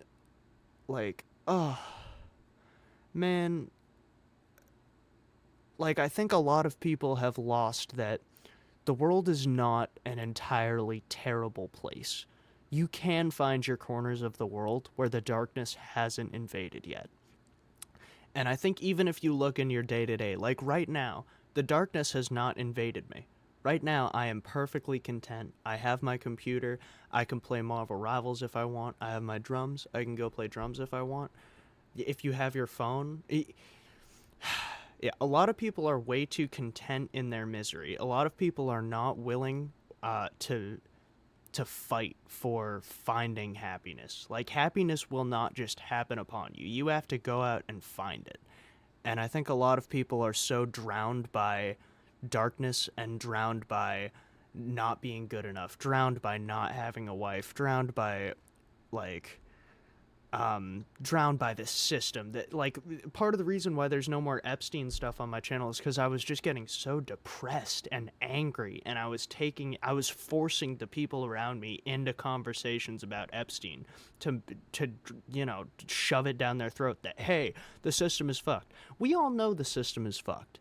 We all know in the back of our mind that we're not gonna stop asking for the Epstein stuff just because they were like, oh, aliens. Like, there are bigger fish to fry than fucking aliens. Let's fix our world before we're like, oh, please come save us. Please come save us, aliens. Like, fuck you guys, man. People are so not willing to work. People are so not willing to get to where they want to be. And I'm just as guilty of that.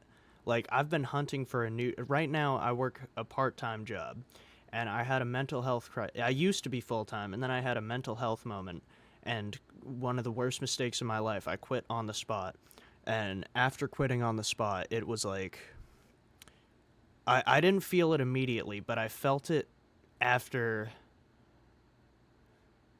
I don't know, but I had all this time on my hands, and I was sitting and doing nothing with it. I wasn't making money. I wasn't making opportunity. I wasn't trying. And now that I am trying, and I have like, waking up at 3 a.m., and trying to, like, I've been better. The death of the Empty Barrels, my old band, really didn't help.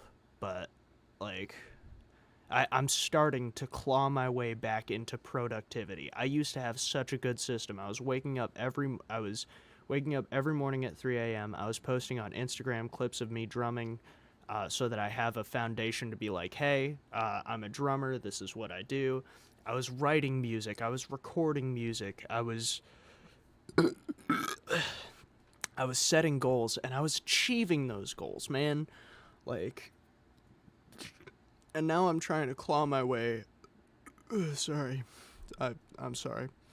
I'm trying to claw my way back to that level of productivity where I was so busy and so satisfied with being able to look back on my day and be like, yeah, I got shit done. I deserve to sit and rip my Yardamus and enjoy being able to go to bed. Like, that last 2 hours of the day was so nice. Like the 2 hours getting home from work before I start second work day, then the 2 hours of falling asleep before I start the next work day was such a bastion of satisfaction and contentment. And yes, I worked hard. I earned this time. And I feel like you can even do that after a job. Like I have a lot of friends who just don't even want jobs, or they don't even want to try to get jobs. And it's really infuriating because it's like, bro, do you understand how much that's going to affect your mental health? If you're sitting at home doing nothing all day and then being like, God, I just sit at home and do nothing all day and don't hang out with people, that's not great. Like, I don't know if it's an accountability thing that sounds aggressive, and maybe that's just my people-pleasing side of not wanting to hurt people. But like, I think that a lot of people don't understand the satisfaction of getting something done because they've never felt that. Like completing a project. Like when I was a kid, what's a good example? I suppose it wasn't really until I found music that I really understood, like, oh, if I work hard, I can do this. And that translated very quickly into everything else that I do. And translated into being a hard worker in every other aspect of my life. But I think that it's important for kids to have that opportunity of, yeah, this sucks, but it's only going to suck for 2 hours. And then once you're done, you're going to have this new thing. You're going to have this new thing that's super cool. That's why I think a lot of kids should play instruments, or at least try. Like, or maybe not even try to play instruments, but like find a hobby that they really enjoy doing, so that they have that safe haven and are not just like, oh, well, I'm sick of YouTube, so I'm gonna go to TikTok. Like, that is, you're just getting the same shit, but way faster and way less informative, maybe, depending on what you're watching. Or maybe it's like, oh, I'm gonna go play this video game. Awesome. Great, dude. W. Like, even beating a boss in Dark Souls, there's nothing more satisfying than hitting the final hit. Like, when I played Elden Ring, it took me a while, because I'm not very good at video games. But or even League of Legends. When I was on the esports team, I was like, yeah, okay, I can like actively try to get better at this game. Of course, my attention span.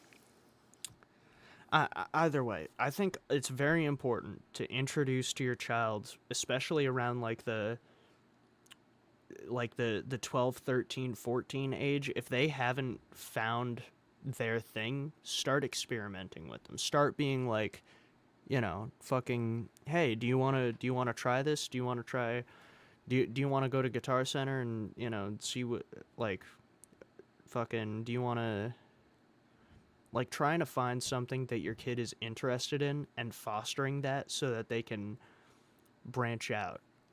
I don't know. I think schools should do that. I think schools should be much more approaching, like, getting kids to enjoy learning than what they're learning. But I don't know. I could be an idiot. Again, please tell me in the comments.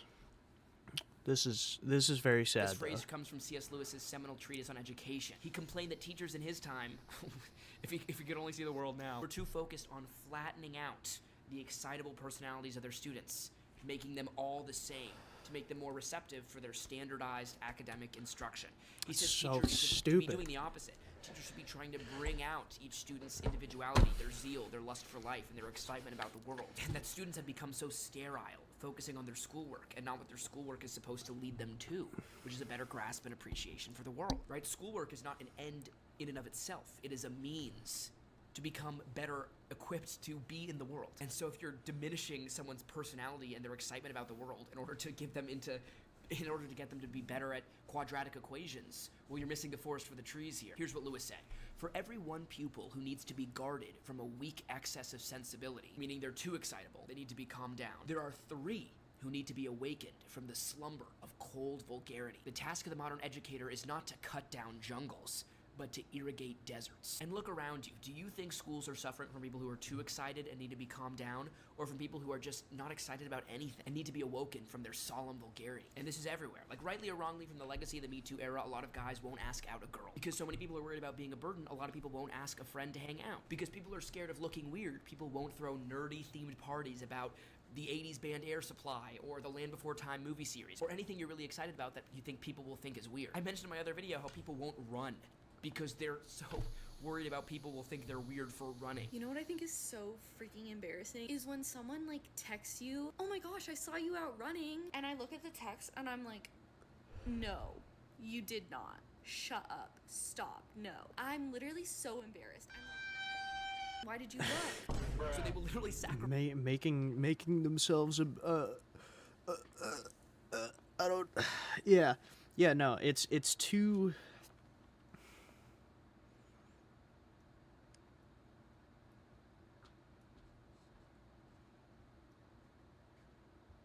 I don't know, man. Yeah, having strangeness and individuality beaten out of you by the people around you, as someone who's experienced exactly that, it's disheartening. It's incredibly disheartening, and it not only does it hostilizes the environment that you're in. It makes you unhappy living in the world because the world is going to attack you for being yourself. And it's the difficult thing is realizing nobody gives a fuck, and you can just turn around and tell people to go fuck them. Like, you're totally allowed to do that. Like, let me show you a video. Let me show you a video, right? Because I've done this. I love this shit. I almost got killed doing this. Don't tell my parents.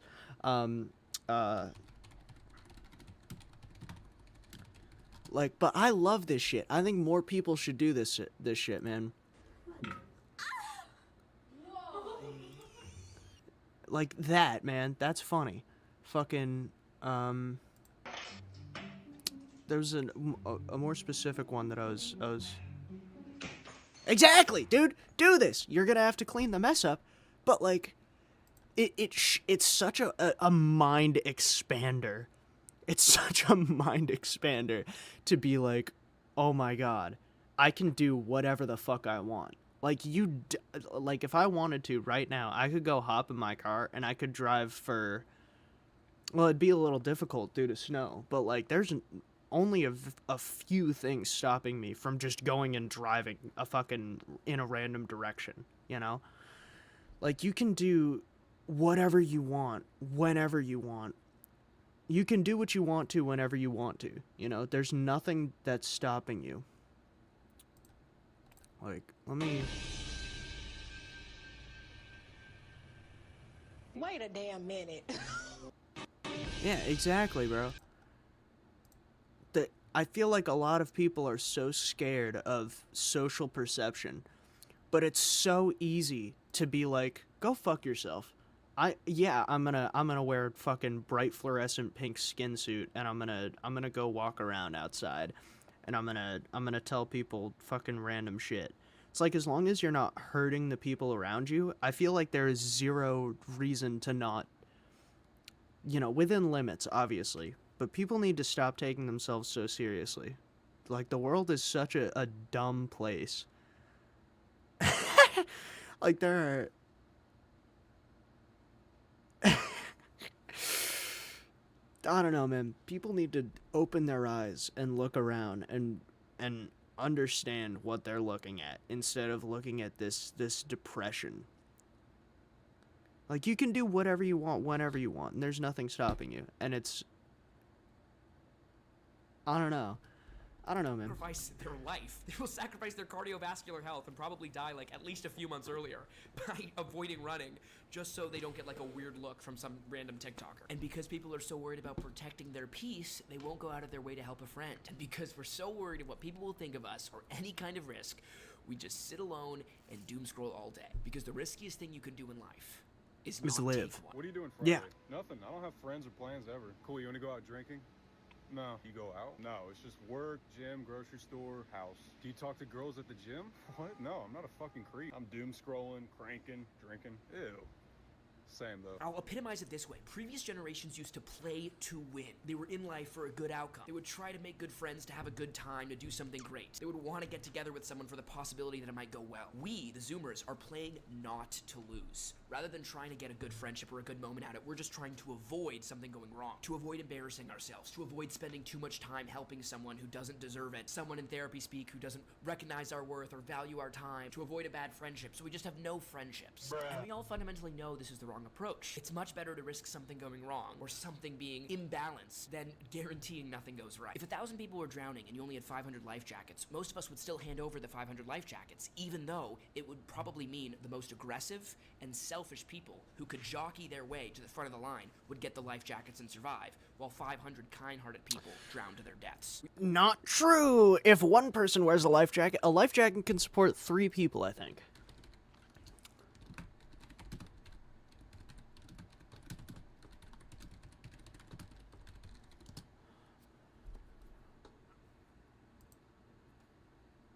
Yeah. I told you, bro. I told you. Man, that's an L. Ugh. Be like, partner up, guys. 1 life jacket per group. Hell, you can probably get, well, probably not. That probably doesn't work, but you guys get the point, right? I don't know. The world is a very depressing place, and that's why you need to bring a flashlight. The world is a dark place, so don't forget to bring a flashlight. You need to find your flashlight. And I think there's a lot of people who, like, they have their flashlight and they took the batteries out because the batteries were scary or something like that. But I don't know, man. This is this guy, Asmongold, the more I watch him, like, let's look at his latest video, because he has a video that is really not good, man. Yeah, I got exposed. The video where he makes a claim and he's like, IQ and all this. IQ doesn't fucking matter. IQ is simply your ability to learn. It's not a general net, like, thing of like, it's not a net thing for how smart someone is. It's a net thing for how smart someone can be. Well, no, that's even a shit. How quickly someone can get there. That's what it is. It's like a speedometer. And a lot of people seem to think that, oh, I have a 60 IQ, so I'm a fucking idiot and I can't do anything. No, if you have a 60 IQ, it just means it's going to take you a year. Whereas some up his own ass, egotistical, I have 160 IQ, don't even talk to me kind of guy can get there. He's going to be real lonely when he gets there. But, like, it's fucking stupid that people don't even give other people a chance. That's all I want. I want people to give people a chance. I just want people to realize that the world is not as depressing and that people are worth far more than they show 9 times out of 10. 9 times out of 10, you're seeing the worst sides of somebody. You're seeing the defensive sides of somebody. You're seeing the threatened sides of somebody. And it's really disheartening to, like, it makes it really hard to connect with someone if all they're doing is being, like, feeling like they're threatened and so they're lashing out. I think that it, like, I don't want to be like one of those guys who's like, oh, we need to give everyone, like, obviously equal opportunity. But at the same time, if someone with 60 IQ pulls themselves up by their bootstraps, they should theoretically be able to get to the same spot as someone with 100 IQ who breezed through college. You know? It should be, like, just because you have to work a little harder doesn't mean you can't still get there, I guess is my point. And I think people have stopped trying to work hard because they just are constantly told you're wrong. They're constantly told you're broken, you need fixing, you're not doing this right, you can't join our club, get out, it's fucking... So anyways, yeah, if you watch this video, go in... Now, I think that, again, if you really even assign all of that and you remove all of that... An attempt to push a narrative. Yeah. That number typically traces back to the work. There's also a lot of other components to why people have low IQ, and it's not necessarily race. I'm sure that race is a component, but I would say it's probably like a 4th or 5th level component. So the big reason is you've got the big 3, right? 2 of them are like kind of harder to say, and the last one is like a little bit hard. It's a little bit more obvious. Inbreeding is number 1. Yeah. Do you think that inbreeding is going to lower people's IQ or not? Do you think that a society full of people... The other thing that I don't like about Asmongold is the community he's fostered. If you read the chat, a lot of them will go with what he's saying, no matter what. And it's really scary, because he says a lot of stuff that is, like...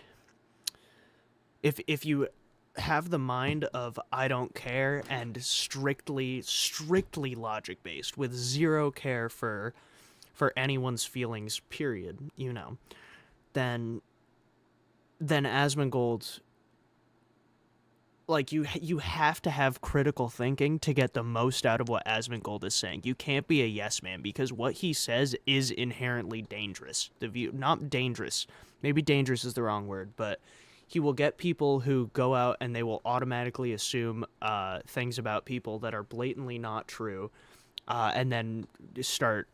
Well, I think I'm saying a lot of bullshit. Asmon, I'm sorry.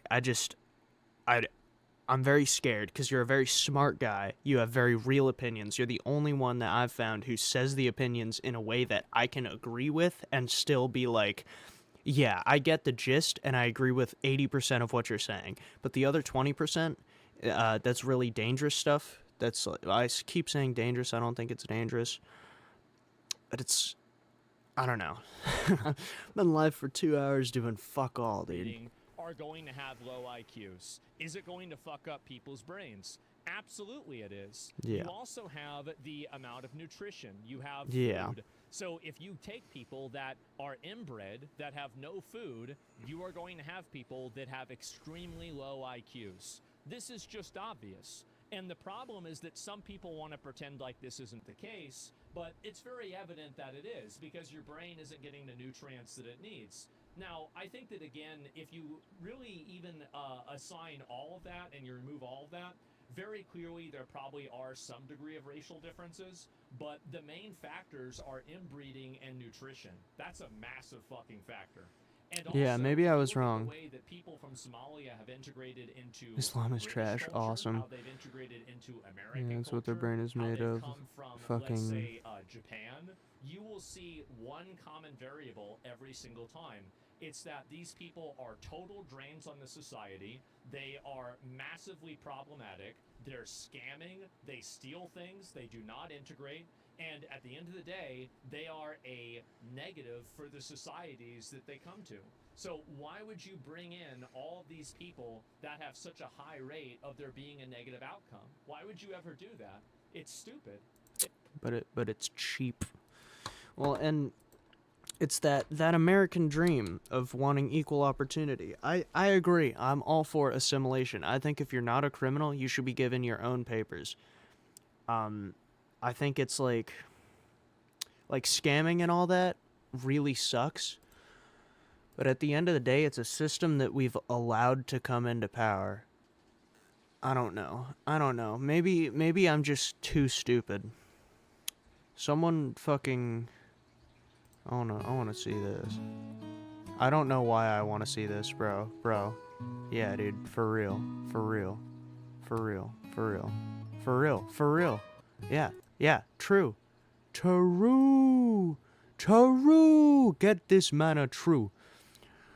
I gotta be honest.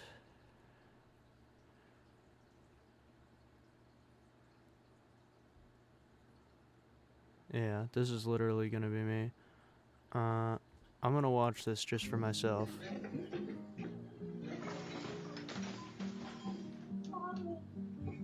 Sorry, Mommy. So, Benny, I'm not mad. I'm not mad. Don't get upset. It's okay. Bennett. Yeah. Come here. Hey. Yeah, go get shoes. I'll go get shoes. Shut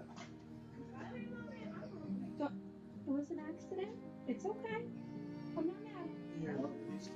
W fucking mom. W moms, man. Ugh. Ugh. Ugh.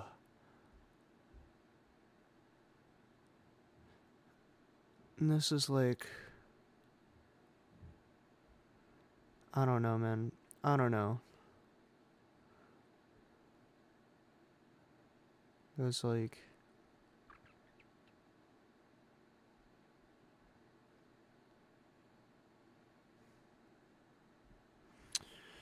Do you see what scrolling YouTube... This is why I don't scroll YouTube anymore. This is like...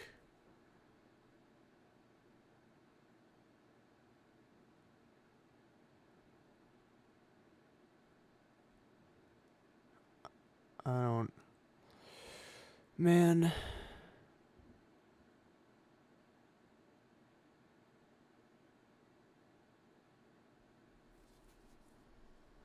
Sorry, I'm so sorry. Yeah, also true, dude. I promise you jerking off is way more fun than having sex with a random woman. Unless you're like... I don't know, man. Fuck, I can't say that, because I have only had... To keep in mind, I was the guy, and I feel so bad about this, but, like, I was the guy who would, like, talk to a woman and not lead her on, at least intentionally, although looking back, it kind of was leading her on, and then having sex with her, and then being, like, not knowing how to handle the after, and I think it was... I think I've been a net negative on a lot of my previous interaction with women's lives, just because of the way I handled it, the after, and, like, I would run away. I would be like, oh man, that was fun, and now I want you to evaporate and never communicate with me again until I want you to communicate with me. And it was so awful, and I feel really bad about it, and I've worked so hard to try to become a better guy, and what I've learned from that is that jerking off is way more worth it in the long run than, like, trying to go in for a one-night stand with the mentality that it's a one-night stand. Like, going into a one-night stand with the mentality of, oh, you know, it's up to the other person. I'm fine with, like, continuing this thing and being not a... Maybe it is a situationship that I'm thinking of where you're not dating, but you go on dates. Like, you're not a thing, but you go on dates. Like, that would be fine.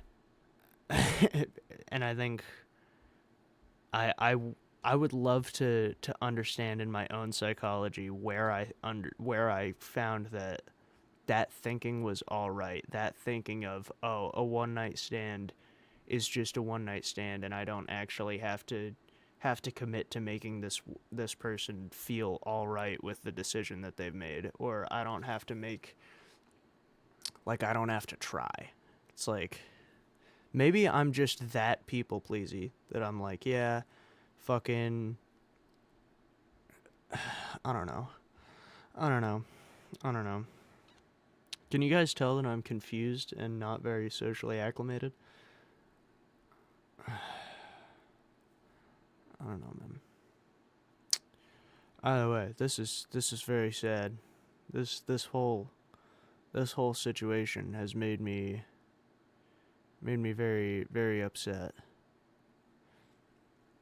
And now I'm thinking about myself. And it's like, what can I improve upon? Because clearly I'm still a terrible person. And I don't think I am. I think that my hard work has paid off. And I think that I am a better person than I was. I also think that the downside of that is now being straddled with, like, a wide library of 3 a.m. memories that'll hit me, and I'll be like, oh, why did I do that? Ah, icky. And it's, you know, those moments are very helpful to be like, yeah, I was not a great guy. No, I wasn't. But, I don't know, man. I think I still have a massive ego, and I think I still don't really understand how to exist in a society. So I think as of right now, my whole mentality is that I reject society, and I just do whatever I want, whenever I want, without hurting people around me, to the best of my ability. And a lot of people don't like that. A lot of people, they see what I'm doing, and they go, wow, that guy's weird and different. But then there's a lot of other people who simply don't care, and they don't even know that I exist, and that is amazing, you know? Like, I don't like being flamboyant, but at the same time, I do like being loud. I like being boisterous. I like I like saying jokes that are, like, risky. Or maybe not risky, but I like saying stuff just to say it. Just because it's fun to feel the words come out of my mouth and be like, you know, Ronald McDonald just robbed Guantanamo Bay, and he made off with $13.3 million and Saddam Hussein's penis. Like, that is objectively a funny thing to say. That is really silly, and it doesn't make any sense, but that's not the point. The point was that I wanted to say it, and so I said it. And it's...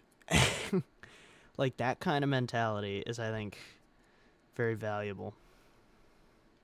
I think a lot of people are too focused on what they aren't and what they aren't doing and what's socially acceptable and being normal.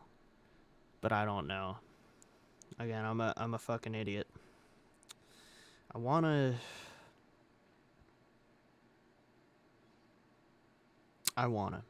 do something that's worth doing.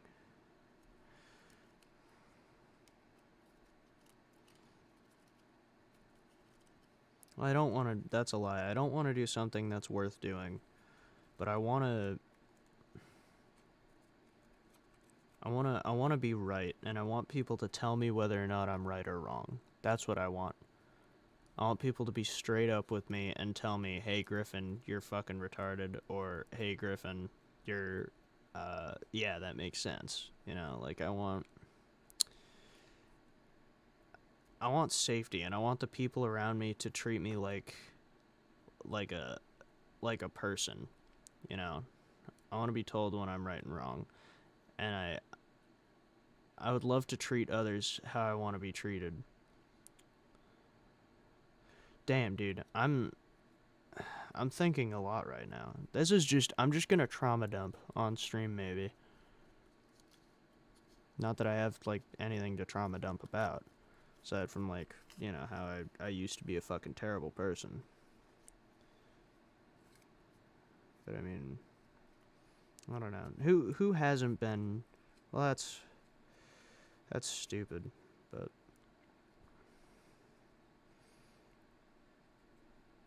I don't know, man. I think I have a deep-seated need to be better than everybody else. Which sucks. But the way I grapple with that is by being better than everybody else. Like, being, like, the best worker I can be, being the best person I can be, being the best musician I can be. And, like, treating these things as real, tangible cause and effect things, rather than how I used to treat them, which is, oh yeah, I'm good. I'm good at this. I'm good at that. I don't have to work at this. No. Improvements can always be made, and... I think I have a hard time grappling with, like, constantly wanting to make improvements and then thinking that I can make excuses for being lazy because I've made improvements. I don't really know how to move forward with that mentality as far as, like, I don't know, engaging with people in a way that where I meet them eye to eye. Like, I don't really know how to do that. I know how to talk on a topic and how to be like, well, let's logically think about a solution for this problem, instead of being like, well, let's talk about this problem and why it's a problem and who caused the problem, which is a lot of times the conversations that I get roped into. I don't know, man. I think I think at least I hope that there are a lot of people like me. And I think there's an easy breezy way out. But I can't fucking... This is why I need people to tell me I'm wrong. Nobody tells me I'm wrong. Everyone tells me fucking bullshit. Everyone spits me some dog shit. And they don't... Well, I suppose I also don't tell this to people, usually. Usually I just sort of keep this all inside because I'm scared of what their reaction is. Whether their reaction is, wow, this guy is a cool guy to be around. He's got a drive to be better. I want to, help him be better. And, I help this guy climb a mountain. I too will reach the top type shit. But then there's also that very real social thing of, oh, I'm wrong. This guy sounds like he could be cooler than me, or, oh, I haven't actually tried to do any of that. And, like, saying that feels disgusting. I hated saying that. But I don't want to act like it's not something that I think about. Because if I'm wrong, and that is not how people take it, this is why I like to do these things, is because I want people to tell me, yes, I'm wrong, or, yes, I'm not wrong. Especially being in, like, a music-based thing where there's a lot of ego, a lot of drama, and it's like, guys, can we just get to the music? But I don't know, man.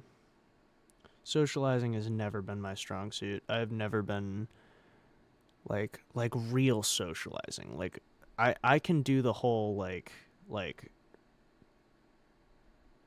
I can do the whole hanging out in a room full of plastic smiles, but I can't be a plastic smile. I can't assimilate into a crowd that quickly and that nicely. The way that I function, I'm not capable of that. I can't experience the fall of Griffin. I can't experience the inevitable crushing doom of I don't want to be as sad as the people around me are, and I'm finding ways to be happy, and I think a lot of people hate it, and it's really infuriating. But at the same time, I look around and I see a lot of other people finding ways to be happy, and I think that we're all exactly the same. I think that some people are slightly aggressive in their way of being, like, either aggressive or just that, like, I don't know, man. I also have not experienced a lot of real struggle in my life. Like, I've been fortunate enough to grow up in a middle class family that has always, like, I always had 3 meals a day. I've always had a nice bed to sleep in. And I've worked pretty hard to maintain that. But I had, like, a pretty good start off. And then I look at a lot of my friends, and a lot of them are in really shitty situations, Not really shitty situations, but, like, I've got one buddy who is currently bouncing between his girlfriend's house, his dad's house, and his mom's house. And he can't find stable living in any of them. He's got no job, he's got no car, and all he wants to do is do music. And it's really sad. And this is not the first time that I've seen this story. Like, being in a place where you don't feel happy, I've only experienced that recently, after I've had my foundation of stability and found my ways to stave off the darkness. And I think if you're born in the darkness, or you are experiencing the darkness from the first time you can actually experience, that feeling of dread and doom and depression, it's really, I don't know, it's really sad that the world can do, I don't know what my point is. I guess my main point is that I feel very guilty with the privileges that I've been given throughout my life, and I have made the most of them, but it makes it very difficult to be like, well, why isn't this person just, like, I have a solution for this, because I don't understand all of the complicated things about, oh, well, if I do this, then this happens in this person's life, especially with so many moving parts. Like, and it's been that way since I can remember. Like, I've always had friends who have been in really tough situations in their life. And it makes it, I don't know. I still have not totally experienced struggle, and I still have not totally found like a one-size-fits-all solution for struggle. But I have found that I want to. I want to find a one-size-fits-all solution for struggle, and I think a lot of it is that parents are just so shitty nowadays. Like, I've thankfully grown up with really nice parents, and a lot of my friends have grown up with really nice parents, but a lot of these parents also have these things where if they want their child to do things in a certain way, and if their child is not going about life in a certain way, then they can get very, very apprehensive, I think, and very worried. Then again, I think a lot of parents just want the best for their child, regardless of how they get there. But I really don't know, man. I don't know. I'm so disheartened. This is why I stopped watching that kind of content, is because it does this to me. It makes me think, and the more I think, the more I'm like, man, it's hopeless. I'm a shitty person with shitty thoughts and shitty ideas and shitty morals, in a shitty world, surrounded by shitty friends who come from shitty parents.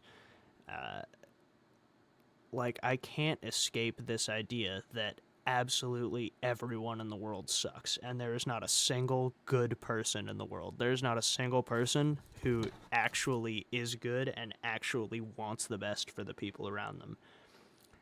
And I am that person. Like, I'm not lying when I say all I want is the best for people, and all I want is to help people get to where they're going to be the best.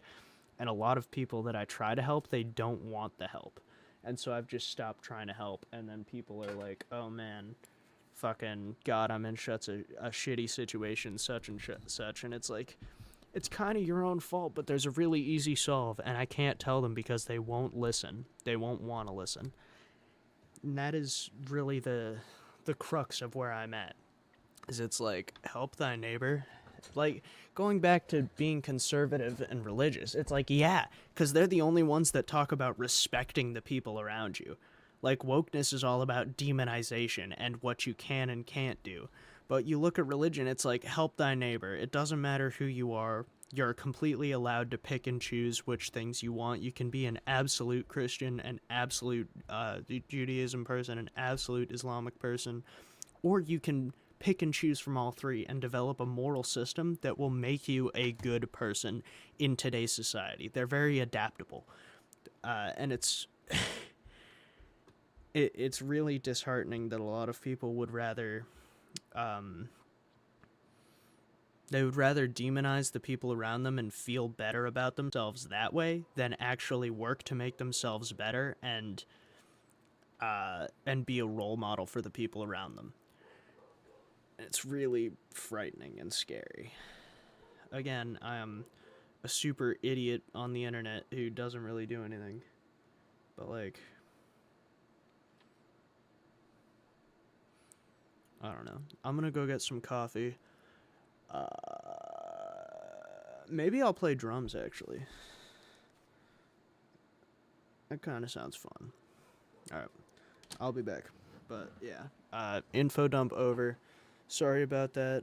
Fucking, but like, as a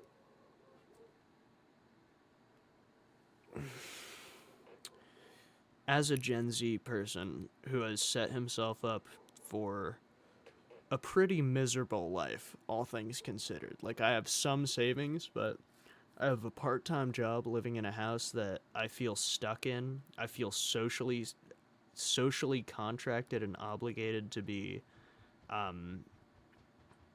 to stay where I am just because the people around me, well, that's a stupid point, but like, I don't know. I've set myself up, all things considered, to not have a very good next 10 years. And I'm trying so hard to claw my way out of that. And I think a lot of people are way too happy accepting that where I'm at, or maybe they don't even accept it. Maybe they just turn on their blinders and doom scroll, and then as soon as their phone dies, they're like, wow, everything sucks. And then they go right back to doom scrolling without trying to change anything. And I think it's really sad. Like, that's the type of stuff that I'm talking about when I say here are very clear solutions. It's like, yeah, it's gonna suck. But you know what's great?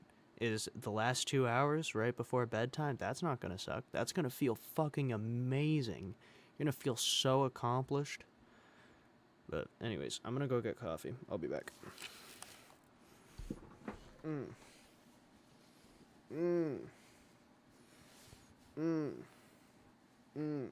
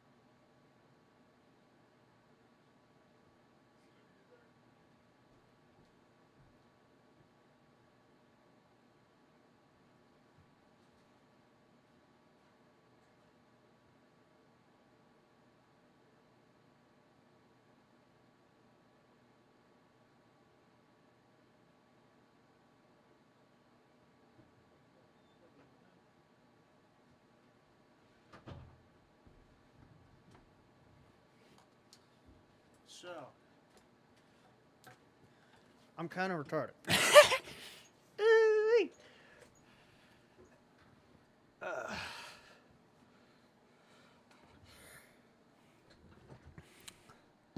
Yeah, in terms of what I am, that's basically the long and the short of it, is that I'm kind of retarded.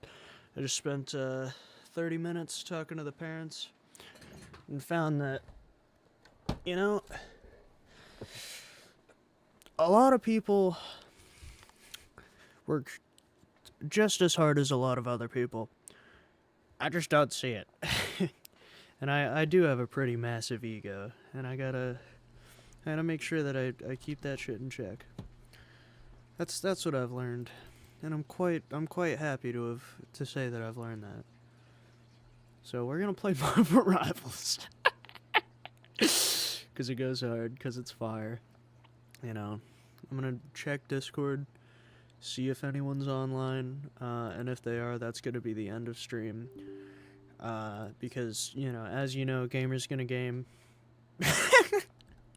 It's how it is. You know, fucking...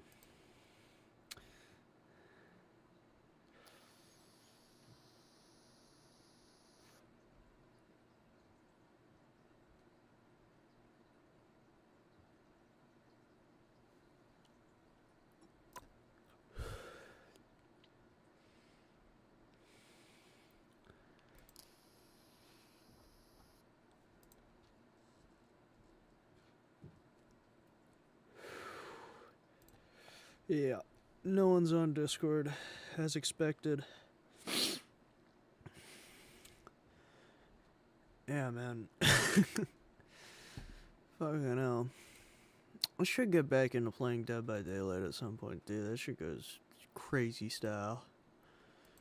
But first, it's Marvel Rivals time.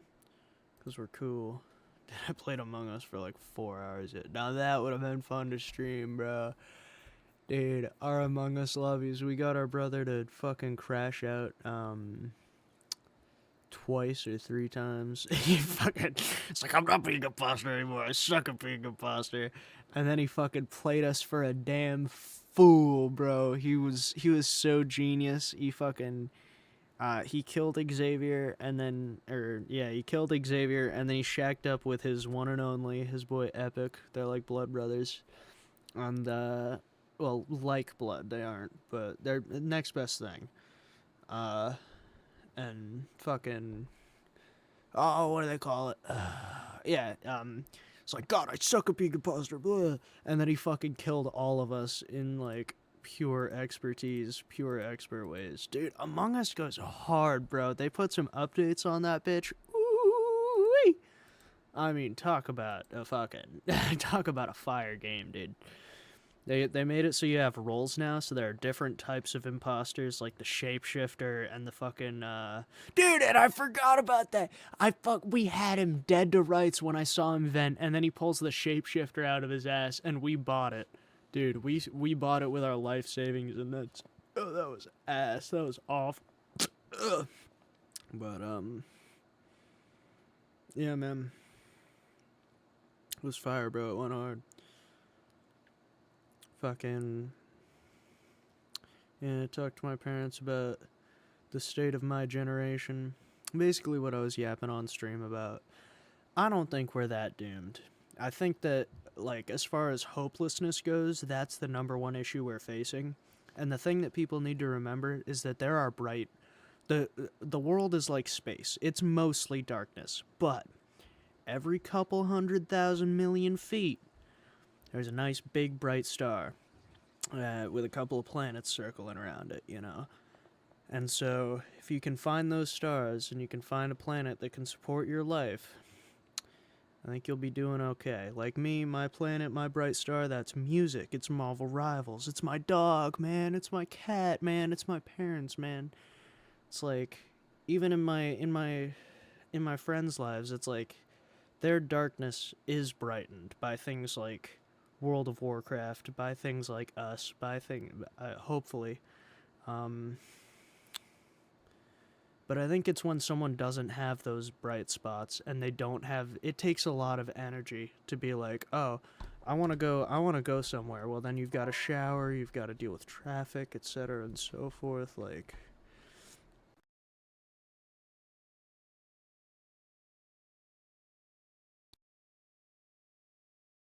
in my expose, and I think that for that reason, I'm gonna back off a little bit. I'm gonna be hero check. Fuck, damn it. Waiting on Cyclops, bro. I'm so excited. I've been playing a lot of Groot lately, dude. Groot's been going hard in the paint. That boy. Should I get a Groot skin? Is that worth? Yeah, let's. Oh.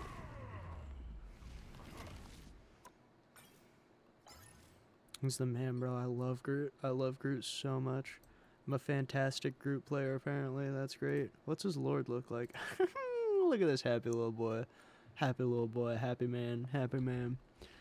What are we looking at on Invisible Woman? We gotta be close, right? I can't be that far away. Okay. I guess we'll see. It'd be really funny if I was Lord on Invisible Woman. I doubt it, though. I think I was level 14 out of 20. There's no way I gained 6 levels that quickly. If you guys, well, maybe not go way back, but like, no, I wasn't streaming. I wasn't streaming at that point.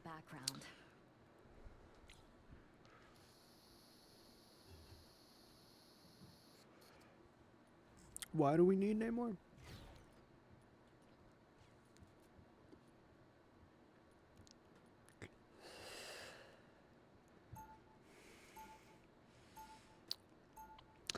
Why do we need Gambit? I don't know if we need Gambit. I don't know if we need Gambit here. Even when you can't Gambit might be an L pick. still make you believe. This is just a warm-up game. It's a quick match. Nothing to worry about. My guy. I Oh, I visited forget. countless dimensions, but this place never fails to impress.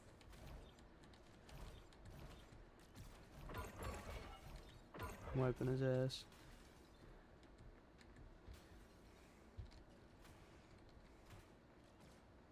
The battle 4, 3, 2, 1. Bro, who was it? Someone, there's someone other than Iron Man who can do the whole sex thing, which I think Iron Man is probably the best at it, though. Dude, I remember my buddy Xavier, he would, I say torture, but it was all jokes. But I don't know why I have to clarify that. I'm a fucking idiot.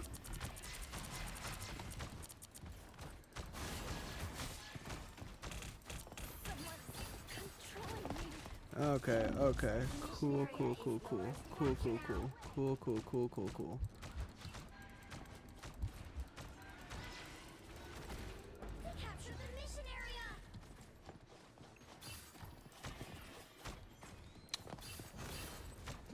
Dude, save that fucking Groot. God damn it, Jeff. God damn it, Jeff. Fuck off of my Jeff, Wolvie. I need you to... Come on. You know you want to die. I told you you wanted to die. I could smell it. I could see it in him.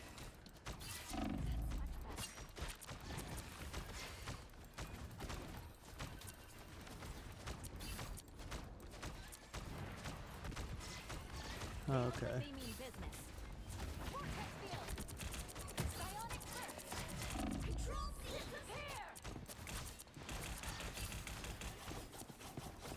Anyone willing to help?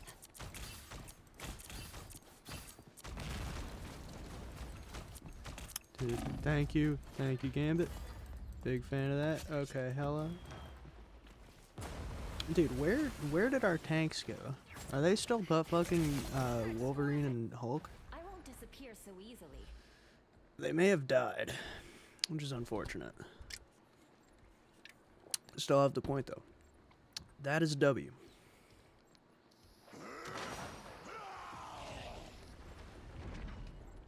I'm not Lord on Invisible Woman yet.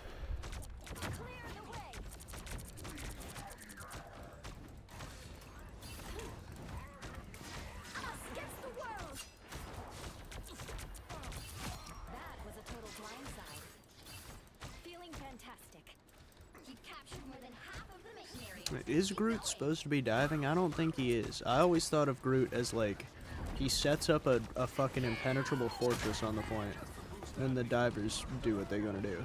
Oh my fucking god. I fucking hate, bro. Jeff, you got this. Jeff can auto heal. I forgot about that. No. She's dead. What's up, Hulk? If you could, like, fuck off, that would be super great. Bro, could I not get stuck on a wall?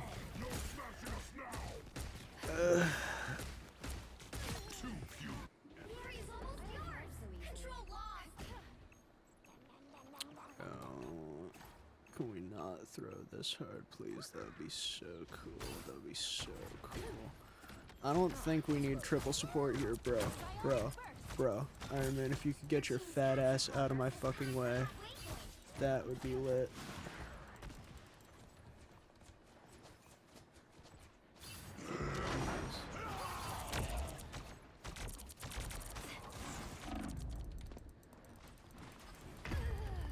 Greetings, squishies. Fuck, I fucking knew it. How good is an invisible woman's solo shield? This is my big problem. I immediately go to blaming everyone else, but then I'm like, well, yeah, but it's because they're not doing the right thing, right? We need to get on the fucking point. Chat, this is not, like, I can't.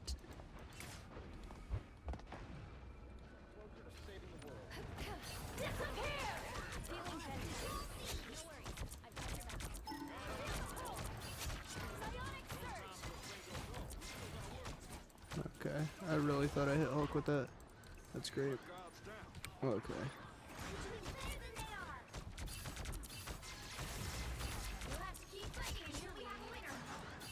That's the number one thing I think I'm not good at, is I think I oftentimes I go for kills over heals, which is like an L.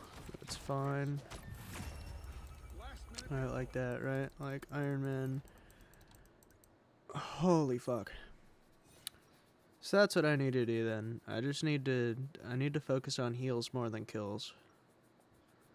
And then I just need to let fucking Venom and Groot go off. After all these years, saving the world still hasn't gotten old. I'm fine with that.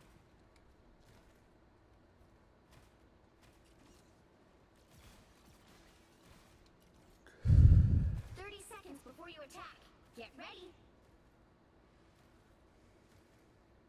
I am Groot. We are Venom. I am Groot. We are suddenly considering a plant-based diet.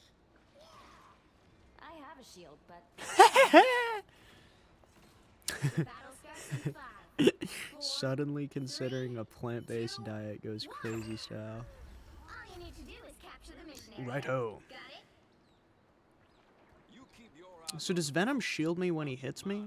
Or how did I get that shield? I'd like to know.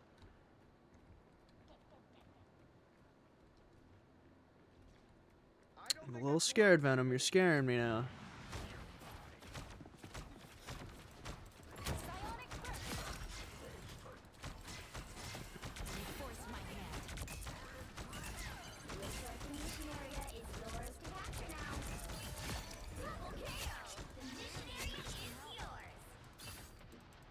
Hell yeah. Hell yeah. See what happens when we prioritize healing, Griffin? The kills will come. The kills will come. We need someone to play point guard, and Iron Man's not here. Alright, me it is. See, and that's why. I don't know where that came from, but it was not. Okay. I think I can. Oh, okay. Groot.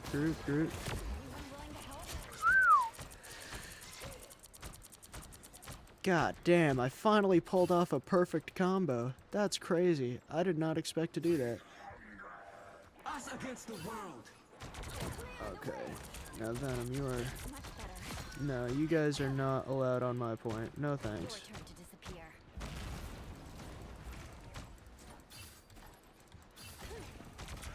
Dude, how is everyone outside of shield range?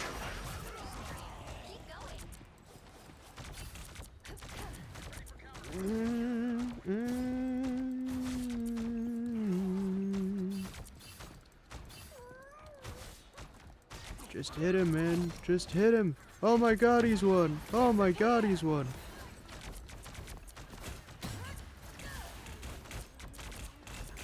Oh, let me 1v6, damn it. I would have won that, maybe. Oh. Biggest fucking Groot ult known to man. Alright. Okay. Damn. That boy butt fucked me.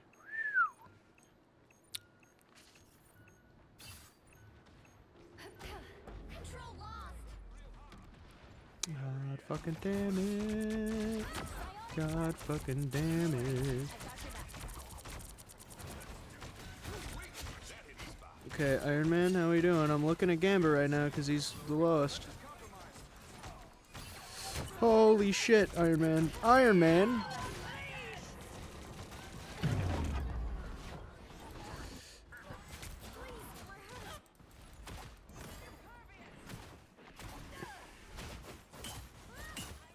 I'll fight for my family until the end.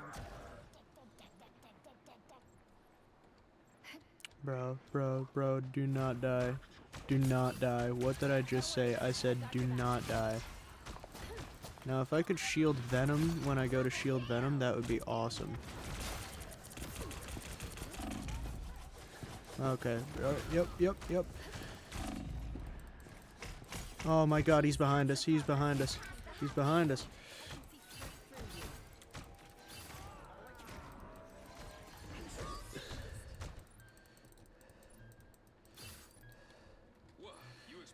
Okay. Alright.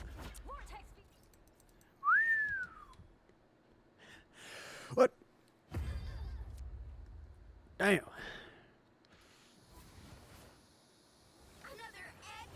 What the hell? Fucking easy shit. Easy shit, bro. Easiest shit of my life.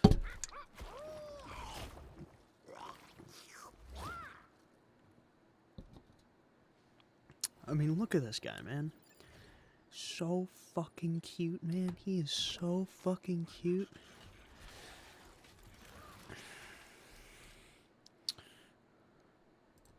Alright, and that was a quick match, wasn't it? Yeah, because I didn't see my fucking rank go up at all. Alright. Alright, here we go, boys. Back to gold. Back to gold. We're silver 1. We're about 1 game away, I bet. Wait, let me check that. Damn, check that accuracy percentage. Do I have Lord yet? So close. We're so close. Oh my god. I just want Lord, bruh. I just want Lord. What are my missions? Okay. 15 minutes. I have to reach 21,000 healing daily.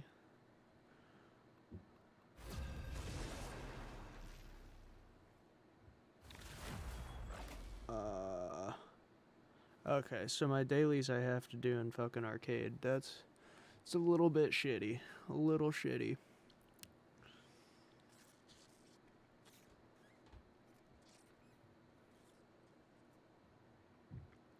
You'll need a top-notch team to win this one. I'm not the type who fades quietly into the background.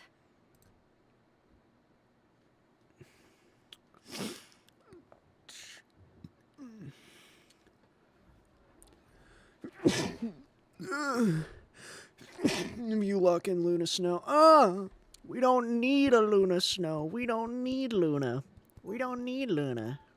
We don't need that. That's not required. That's not a requirement, actually.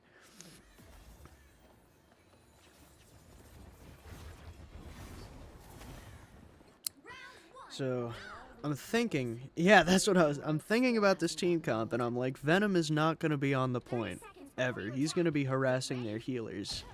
I'll take a cosmic clash over fighting vampires any day. God, I should probably go Deadpool here, huh? I probably should. I won't, but I should. We'll see how Invisible Woman goes, because she's kind of offensive. Like, she's got she does good damage. She's got great combos. You need to stop that vehicle in its tracks. We've got trouble. Feeling fantastic. Anyone willing to help? Really nice on. Away.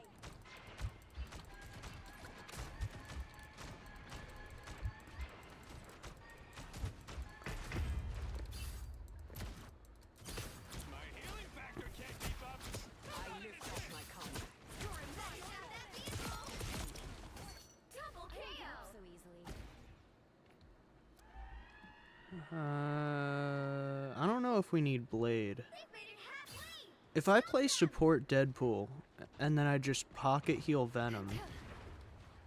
I mean, I suppose Deadpool does not have half as much mobility as fucking Venom does. Oh my god, people stop dying, stop dying.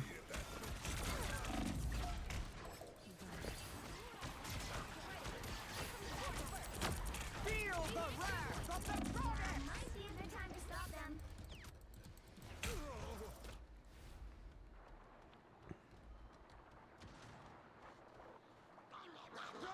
I'll fight for my family until the end. Great, great. Maybe Marvel Rivals does have a lever problem. Because that does happen like every single game that I play. God fucking damn it, I was half a second late.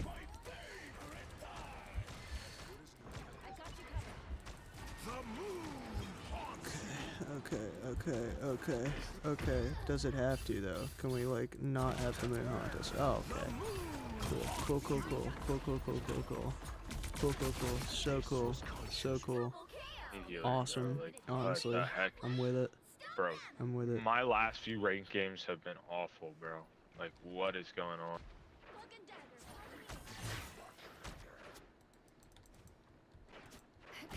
Team is trash. We got Yeah, people I do need leaving. to focus on position as well. By the eye of Agamotto.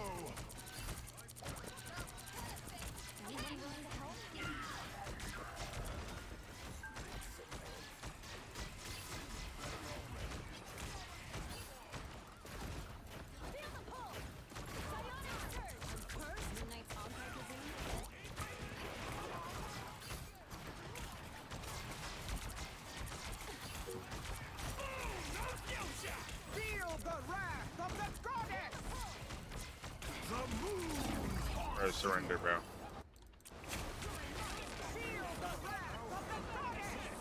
True.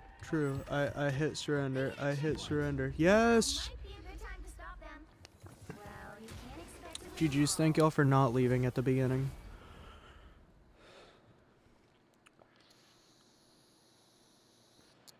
Terrible. Absolutely trash. I mean...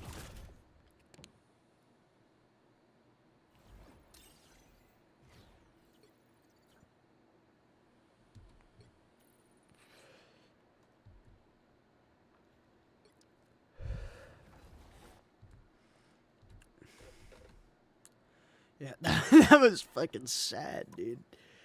That was pitiful. That was a pitiful game, bro. Hopefully, silver and gold is the last that people are leaving. And hopefully after that, people start taking the game seriously. Because, like, I want to win, man. I play to win. I don't play to... Well, I do play to have fun, but mostly to win, to be honest, you know? Like, I can have fun while I'm winning, but I don't like to lose. Shocking, I know. Absolutely fucking... You'll need a top-notch team to win this one. Okay. Invis. Now we're gonna focus on healing. We're not gonna focus on damage, even though every fiber of my being is like, focus on damage. We're gonna focus on healing. We have 1 tank. 2 tank. Please. I've never said this in a chat before, ever. W, W, W. We win. This is called winning. Let me be good and polite. We didn't ask to be heroes, but we always answer the call. Dude, if I play Invisible Woman, can I... Oh! Oh! Oh! Okay. Okay. Okay. Alright, now. Alright, now. Dude, is this Penny Parker's workshop, bro? Did we find Spider? Spider bots? Where does Spider inside of the suit live? I wanna know. Tell me why is it so? Well, just 'cause I don't breathe. Lord, that don't mean I ain't forgiven. Just 'cause I'm alive, that don't mean I'm making a living. Okay, right.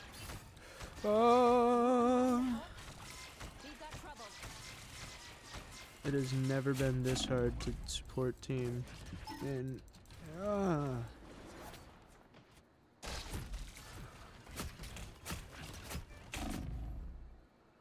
It's clear I'm still needed here.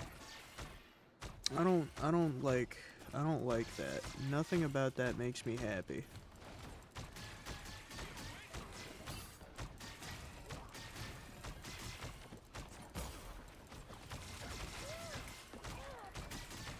I've got you covered.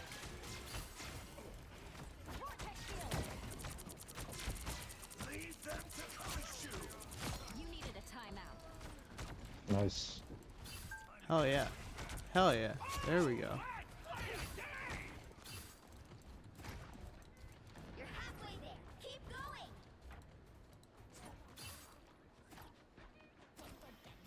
I just want this Deadpool to not die. Thank you, Jeff. Jeff. W Mans. Us against the world. Anyone willing to help?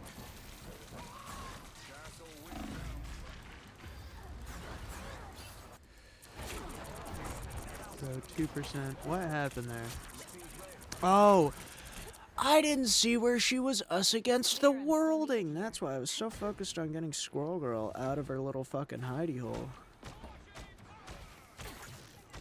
I didn't even see all that. Fuck. Alright. Okay, Squirrel Girl. Nice. Get in there, boys. So we're just gonna let... Okay, so it was Jeff. Jeff was like, oh my god. The whole team did not hold W. Why is everyone so scared of holding W? It's not that fucking difficult to just hold W. It is difficult when there's a Squirrel Girl on your ass. I sympathize with that.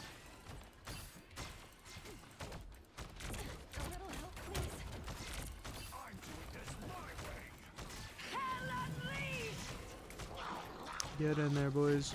Get in there, boys. Get in there, boys.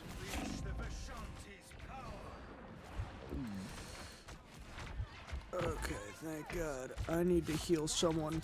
Holy shit! Holy shit! Holy shit! Holy shit! Holy shit! Jesus Christ.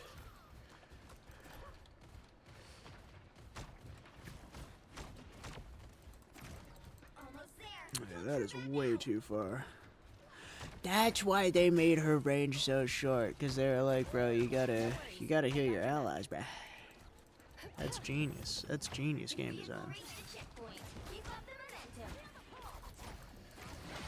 No. Bro. Dude, the Squirrel Stampede is actually gonna kill me.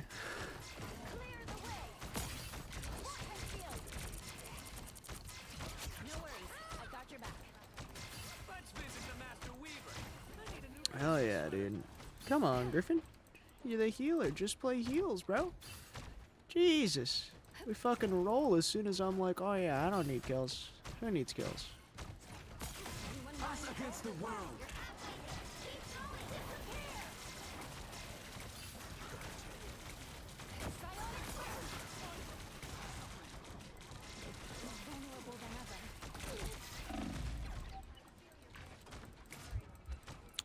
Dude, how long does that us against the world last, bro? That is absolute insanity. Doctor Strange, get the fuck out of my way so that I can shield the right motherfucker, bro. Oh my god. Oh my god. There are more important people than you guys, DPS. I need you to get your fat asses out of my fucking way. Maybe that's why they said, oh yeah, fucking... I can't believe I just did that. Not on my watch, buddy. Nope. Bro. Jeff, don't you fucking dare. I will murder your whole ass. Yeah, nice all, buddy. Everyone saw that. How embarrassing. How embarrassing. Ooh. Fuck, bro. I feel like I just logged back in. I just had a random moment of like, holy shit, I'm alive right now. But like, not in the game, but like in real life. Like, I'm actually experiencing the joy of living. And it doesn't... feels like I'm in a simulation now. Is that derealization? Does that mean I... because I don't smoke that much weed. I don't get that high. You know? Fucking...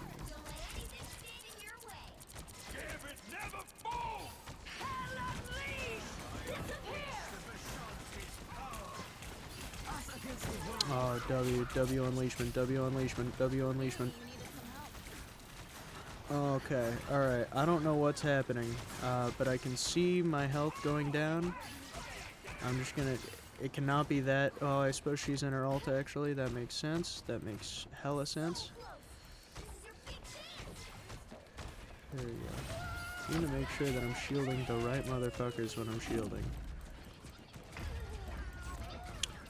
Brother.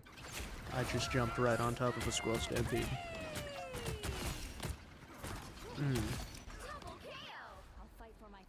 Jesus Christ. Jesus Christ. That's not legal gameplay, bro. Squirrel Girl is such a fucking a nuisance. Yonk.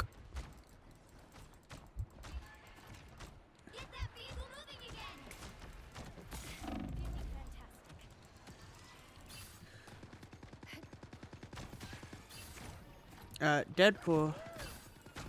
Okay, we're strange portaling. I see now. I see what's happening here.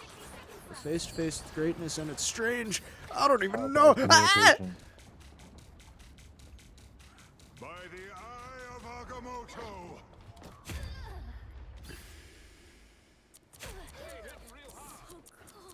I unleash the Vishanti's power. Thought you wouldn't see me again? Yeah, man. I could have gotten out of that. I don't know why I didn't. Some fucking... Okay. Guys, we need to save our team. I say as I let my fucking team die. Oh my god. Oh my god. Oh my god. Going to the left. Might be matters or something. Us against the world.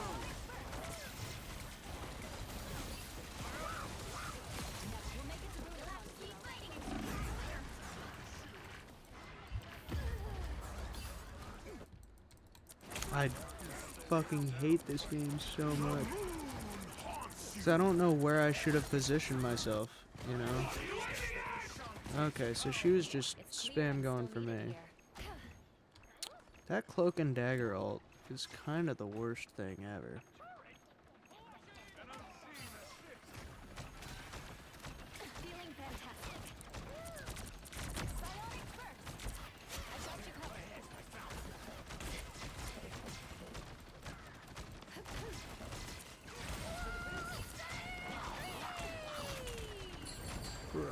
Bruh.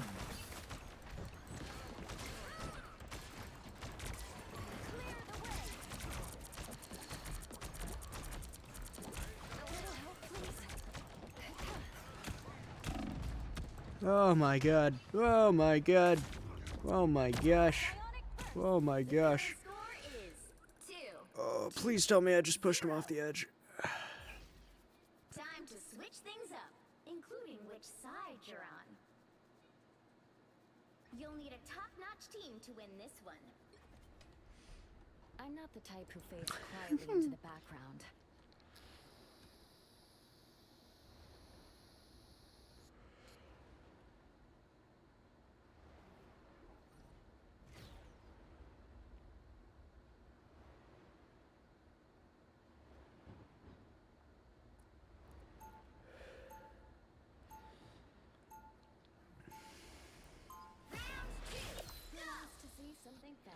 Is the Doctor Strange Invisible Woman?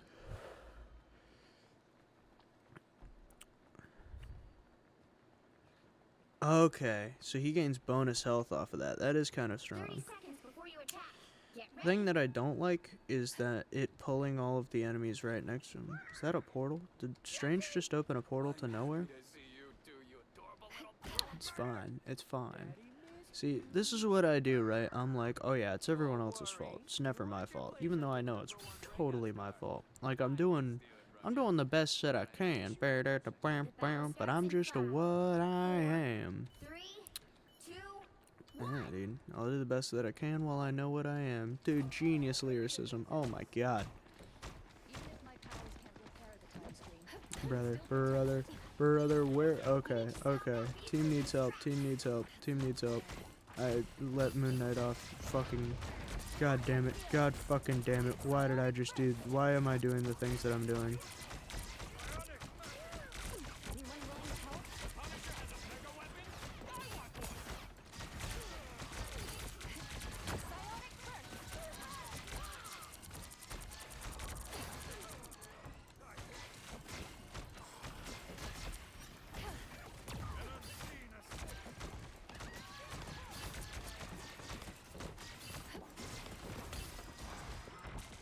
I'm out. They found me.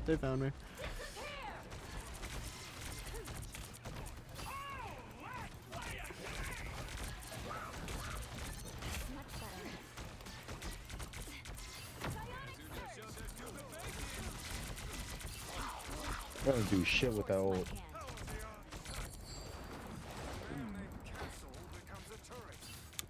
L. Massive L. Huge L. Undefinable L, but I can get out of it if he finds a ledge. Oh, no, I can't. Not that one.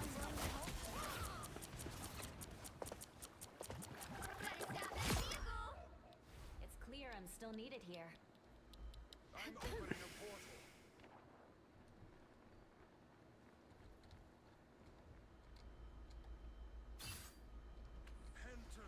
Put it on our team. Homeboy.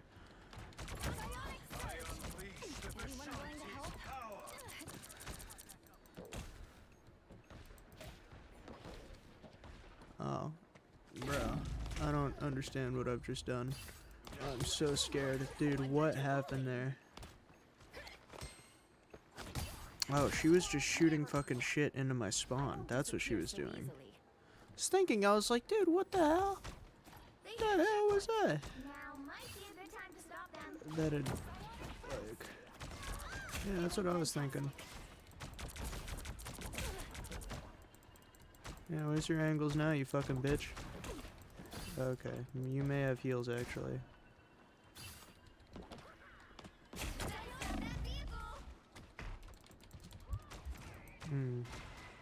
Interesting.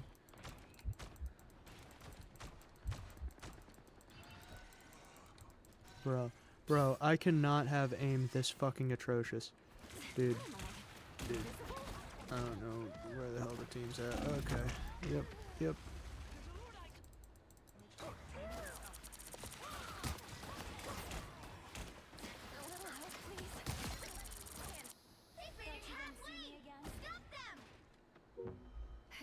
I fucking hate Jeff, dude. Bro, why are we surrendering? That's why. Okay. I don't even know where the fucking team is at, bro. I won't disappear so easily.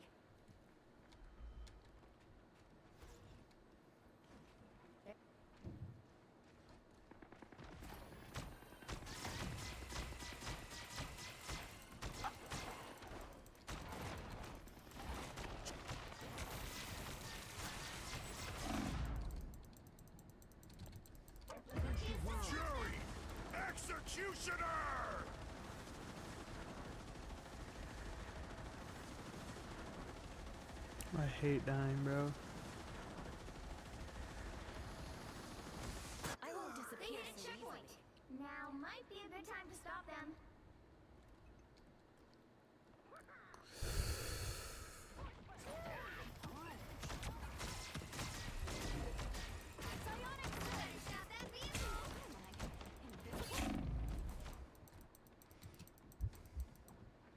It's now or never. Stop them. I'll put this to good use.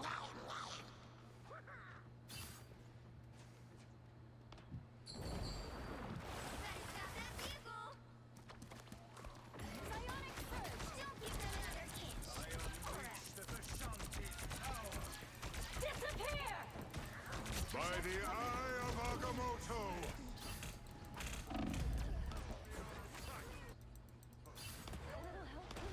I unleash the Vishanti's power! I'll fight for my family until the end. Final score: 2-3.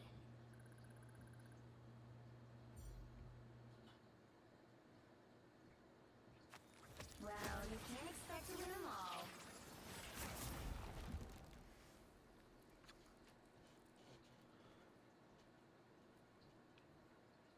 Yeah, that sucked. That was pretty fucking abysmal.